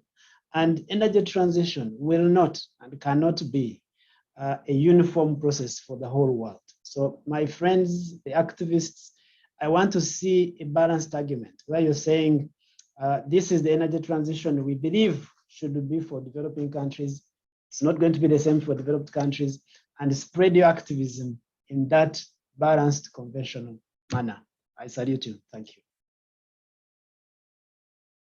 Okay, I think, ladies and gentlemen, I'm seeing some more questions in the Q&A. I see Mark is still asking, who is the biggest beneficiary of EACOP? Of course, the Republic of Uganda. I can answer that question without anyone. It allows our oil to get commercialized. Uganda owns more than 80% of the oil that will be running through the pipeline. Ladies and gentlemen, it has been a fantastic honor, a great privilege, and a fantastic opportunity for us to sit down and begin one of 3 conversations. These conversations are fantastic. I think knowledge has been shared. The original design was to let this conversation be mainly led by those who support the project, but I can see it has been a fantastic exchange. I think the knowledge that has been displayed, the law that has been shared, the open and honest engagement that has happened has been absolutely wonderful. On behalf of the Oil and Gas Committee, I see many of them are here. I will not bother to introduce them. On behalf of them and on behalf of myself, I want to say I am extremely, wonderfully, happily grateful. I am almost about to nominate myself to host the environmentalist panel, but I have a fear that if I do, global warming shall go up. So, but anyhow, thank you so much, ladies and gentlemen, for your wonderful time, and may you have a fantastic weekend. It is time for us to log off. Good morning, good afternoon, good evening, and good night.